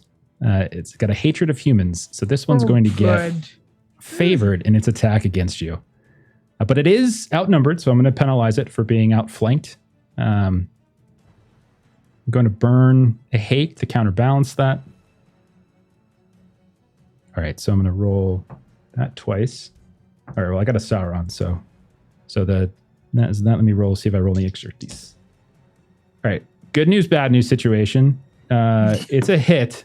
No bonus sixes, but I did get a Sauron. So you are going to take 5 points of damage, and I need another protection roll from you. And again, I have 1d on leather shirt and 1d on helm, so that's 2d6s, yeah? 2d6s plus a d12. Now, again, you're welcome to use audience dice if there's bonuses that you can take extra dice for this if you like. Okay, I am not going to bother at this point. Well, no, wait. I want to make sure you understand what's about to happen. Like, if you take another wound, you go down. So yeah, it's probably a good time for you to do some d6s. No, I'm okay to not take it because I rolled as well as I could have rolled, which is a 24 total, a 12 on the d12, and 2 6s. Oh my gosh. Maitre burying the lead here. This thing Dude, I'll fucking screenshot my thing. I believe you. To you. I believe you. Unlike everyone else but Steven. Actually, I think Steven lies on his dice rolls as well, but usually in the opposite direction. I rolled 3 Saurons tonight. I said in the opposite direction, Steven. I don't trust anything Melissa and Ashley ever say. Long's cooler. All right. Okay, so you take the 5 points of damage, but you do not take a wound. Okay, so then inside, Aglar is going to once more continue to try to attack poor Daggett. No more. You're in forward stance. You're not prone anymore. He has 4 rings in his sword, plus 1 for your forward stance. He is rolling. I'm just gonna roll. I don't even have enough d6s to roll this. I'm gonna roll an extra d6 as well. All right. So I'm going to let me see how to do this in system again. So I go target. All right, so, oh boy. Let's see. I'm going to get, here we go. Oh dear. So I rolled a 30. So let's see. Let me see what I rolled on my 31. Yeah, all right, buddy. You're going to take, let's see. You're going to take 13 points of damage on the first attack. I'll knock back. Okay. All right. All right. If that's the case, you're knocking back. He'll step up towards you, but I'll say he doesn't get his second one out. Instead, what he'll do with his second action, he will yell. That baritone, that bass just echoes. And everybody on the battlefield, even those it's like a crack of thunder. As he just yells, "We will kill them!" And all of a sudden, you hear everyone outside just start chanting, "Down with the pigskins!" Everyone starts smashing their blades. You even hear like the goblin shout, like, "Rah!" As I'm doing its yell of triumph, restoring a hate to all of them. That'll be its second action instead of doing an attack. But it'll all right. So then I'm going to have the other one that's in here with you fire its arrow at you. Again, I'm going to give it a penalty because you are up in the air. So that's going to be the math here on this. Okay, so it should be 9 to hit. So that's probably no good. So as you hear 15. An arrow, yeah, that misses. Outside I'm going to say one of these goblins is going to fire at Arinial. That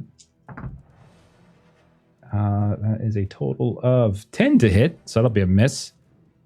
One of them is, I'm going to say the other ones are going to spend their turns kind of moving to try to get an angle on the rest of you, or on like Arinial and Gilly, who are on the tower.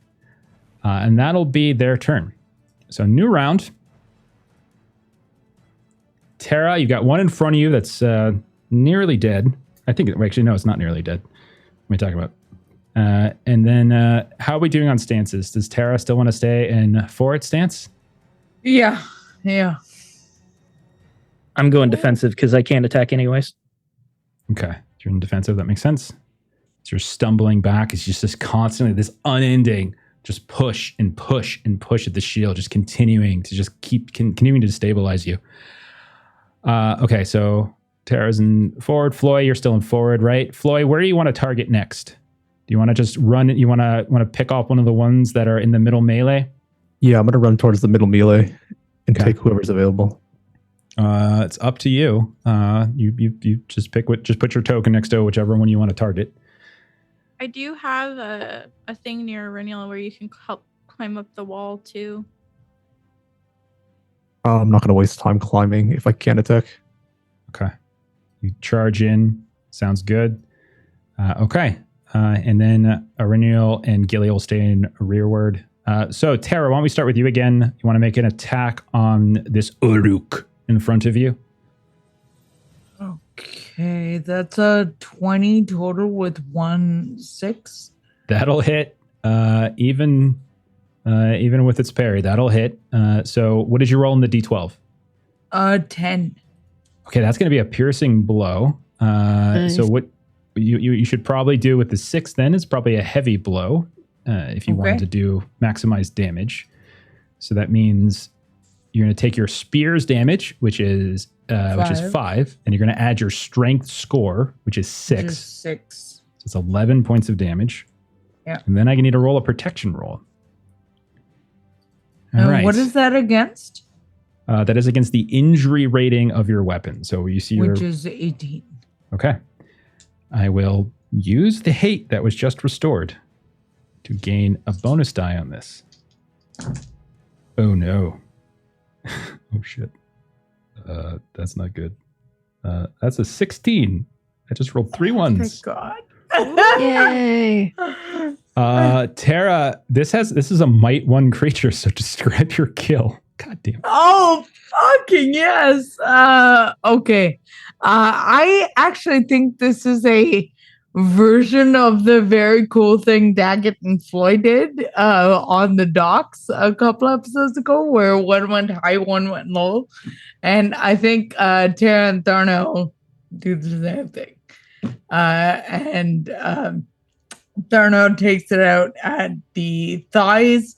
Or no, the calves, and I take it out through the neck, and so both kind of skewer from either side. The body falls, and you're like staring directly into each other's eyes as this dead body of an Uruk falls between you. He gives you a nod, holds up his sword, turns, and runs and charges into the melee. Hell yes. All right. Okay, so then let's see. Murdoch will probably less heroically start charging in as well. Okay. Floy, what do you want to do? You want to attack, right? Oh yeah. Do you want to attack the one that's in the entranceway to the tower? Or do you Yeah, the wanna one that's attack- blocking the entrance. All right, go right ahead. This one's got a parry of +4. Take a slash at its abdomen. Give it a go. 22. All right. You tell me if that's good. Whatever your target number is. Oh yeah.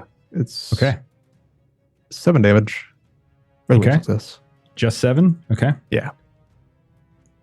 All right. Still up. It's the first time it's taken damage. Then we will turn our attention to Daggett, who regains his footing, kind of gets back up, holds Block Fung out, try to keeping some distance between Aglar, but he is undeterred and unbroken as he continues to charge in.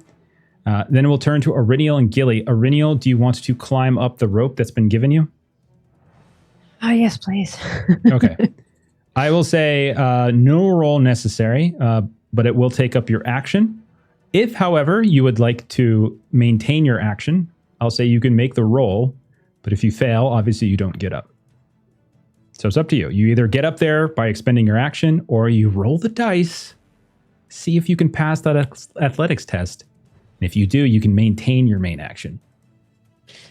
Is there a thing where we can spend bits for an extra action, or am I No. confusing things? That is Okay. not this game.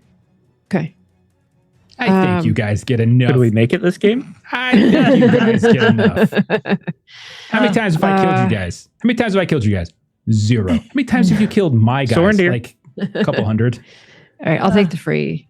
I will heroically and boldly climb up the rope and be prepared All right. next time to finally do something useful. Okay, Gilly, we turn to you. What do you want to do?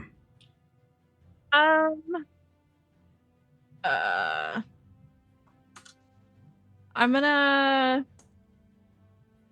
Can I shoot at this archer over here, or is this too far? Yes, you absolutely can. It's going to be -1 just because the visibility is difficult, but you can totally do it. That's what I've been doing with it. I've been giving it a -1 visibility Okay, penalty. cool. These don't have any extra parry, so these are pretty easy to kill.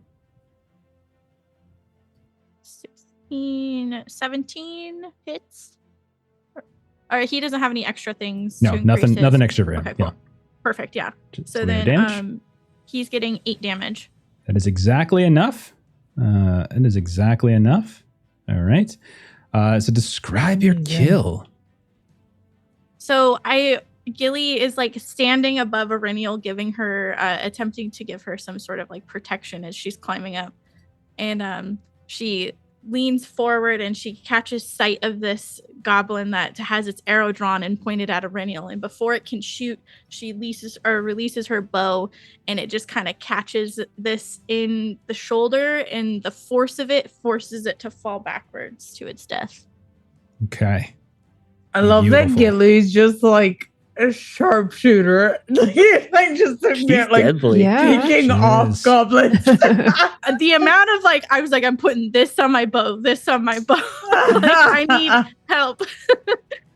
All right. Okay, So the works, goblin man. archers by the entrance to the keep are going to fire. One of them is going to shoot at Auriniel. Auriniel, how does a let's see, it's a 7 or a 1? There's a 7. How does a 18 do against you? Yeah, that hits. All right. Nothing special, just 3 points of damage. Okay. So go ahead and reduce your endurance by 3. The other one I'm going to say is going to fire down into the melee as this heroic and brave dwarf is trying to push his way into the tower. He's going to try to shoot Floy in the back.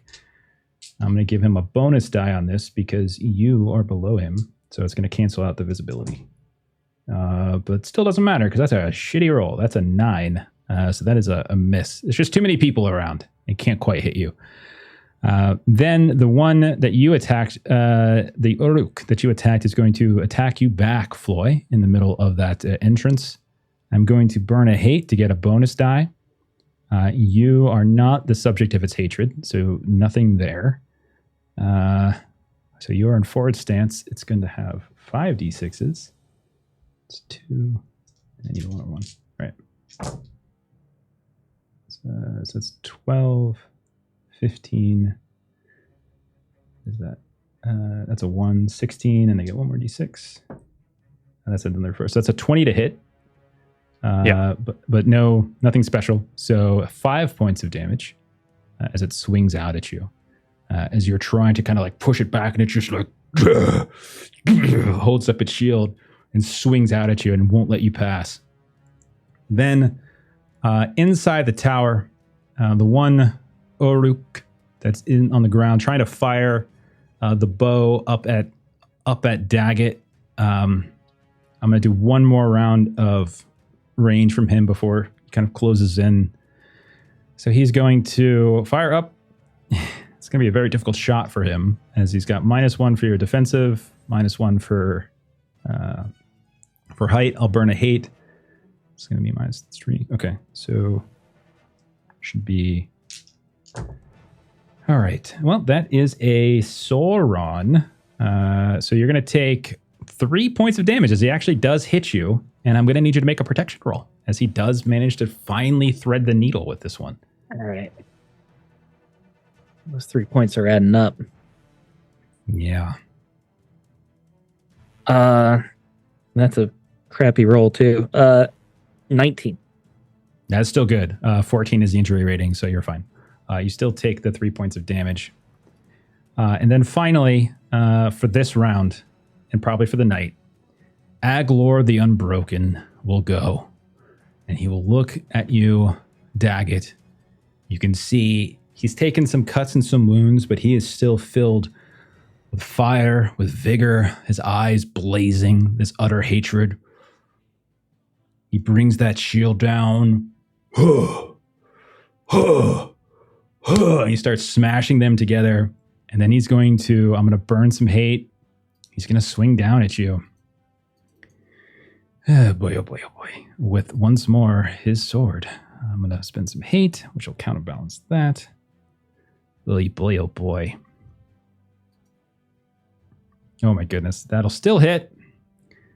It's still going to hit. And how many? All right. The first hit is going to do, I'm going to do a heavy blow. So it's going to add 8. 13 points of damage. Knock back again. I have to, or I go down. Okay. And then once more, he will scream out again. Let me actually double check something with his... I'm pretty sure he can attack twice even if I do knockback. Like, he can still reach me. Okay. I'm thinking about it. Yeah, because I just did the triumph, so I think he will go ahead and just hit you again. 2 quick hits. I'll burn more hate. Oh dear. Okay. This was an extraordinary success this time. That's 2 successes. 2 extra successes. I'm going to do heavy blow for both of them. It's going to be enough. I only have 4 left. 21 points of damage. So as Daggett and Aglar are like on these rafters up at the top of the stairs, you're swinging away. Daggett, you're constantly ducking and moving and trying to find ways past this massive shield that's even bigger than him. And he's just pushing and pushing. You knock back with the first one. You kind of roll, you stand, you almost kind of teeter back and fall. And then finally he just like,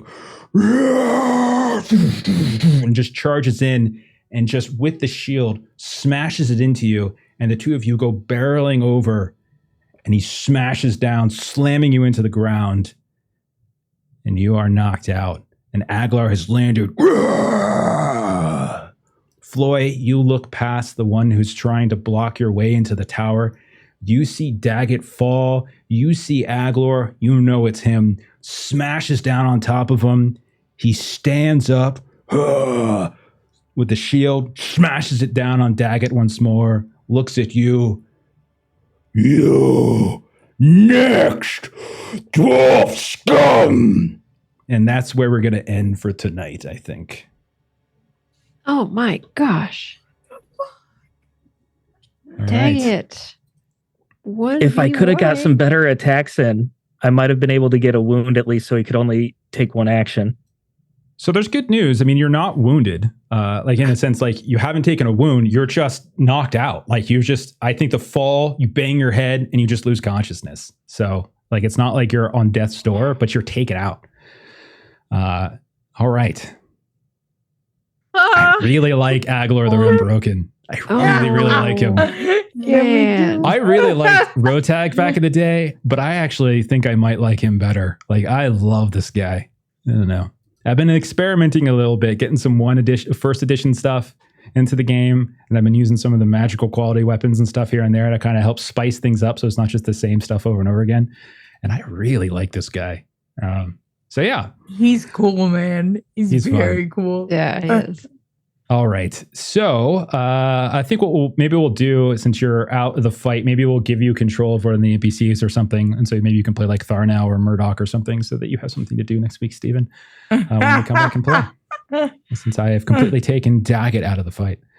All right. Let's do some closing plugs and then we'll get out of here. So on next game is going to be Monday. You can catch Melissa and I playing some Call of Cthulhu, doing Horror on the Orient Express as per usual. Then on Tuesday, I'm imagining Gunk's in a little bit of trouble. So after what happened today, so you want to tell I'm him? not vengeful. I'm not vengeful at all. I don't know what you're talking about. Yeah. Tuesday, we're playing Forbidden Lands. Jeff's in that. Melissa's in that. And we will be fighting an evil metal Pinocchio. Yeah. So we'll see how that goes. And again, as I said earlier today, evil Pinocchio is redundant. So as far as I'm concerned. All right. And then on Friday, we'll back to Conan. We're starting up a brand new adventure. So if you haven't joined us yet for Conan, perfect time to start. Brand new adventure. We're going to be going to Katai, which is like the Hyboria equivalent of like ancient China. So very kind of curious to see what Aaron's going to cook up for us. And then obviously next week, we'll be back to One Ring on Saturday. Also, if you don't mind, go ahead and check out the old YouTube page. Look for Adventures in Lollygagging over there. You can find all of our old games, all of the games we've been playing. Even some of the current games are up there as well, like Blade Runner and Holler, all that good stuff. So go ahead, take a look at it. We're going to go ahead and raid somebody, and I want the rest of you to have just like a really, really good weekend, unlike Daggett. Right? Let's see. Who do we want to do?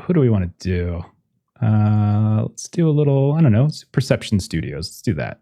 Let's see what they're playing. Playing some Honey Heist. So go ahead and follow the raid, and we'll catch you all later. Bye-bye.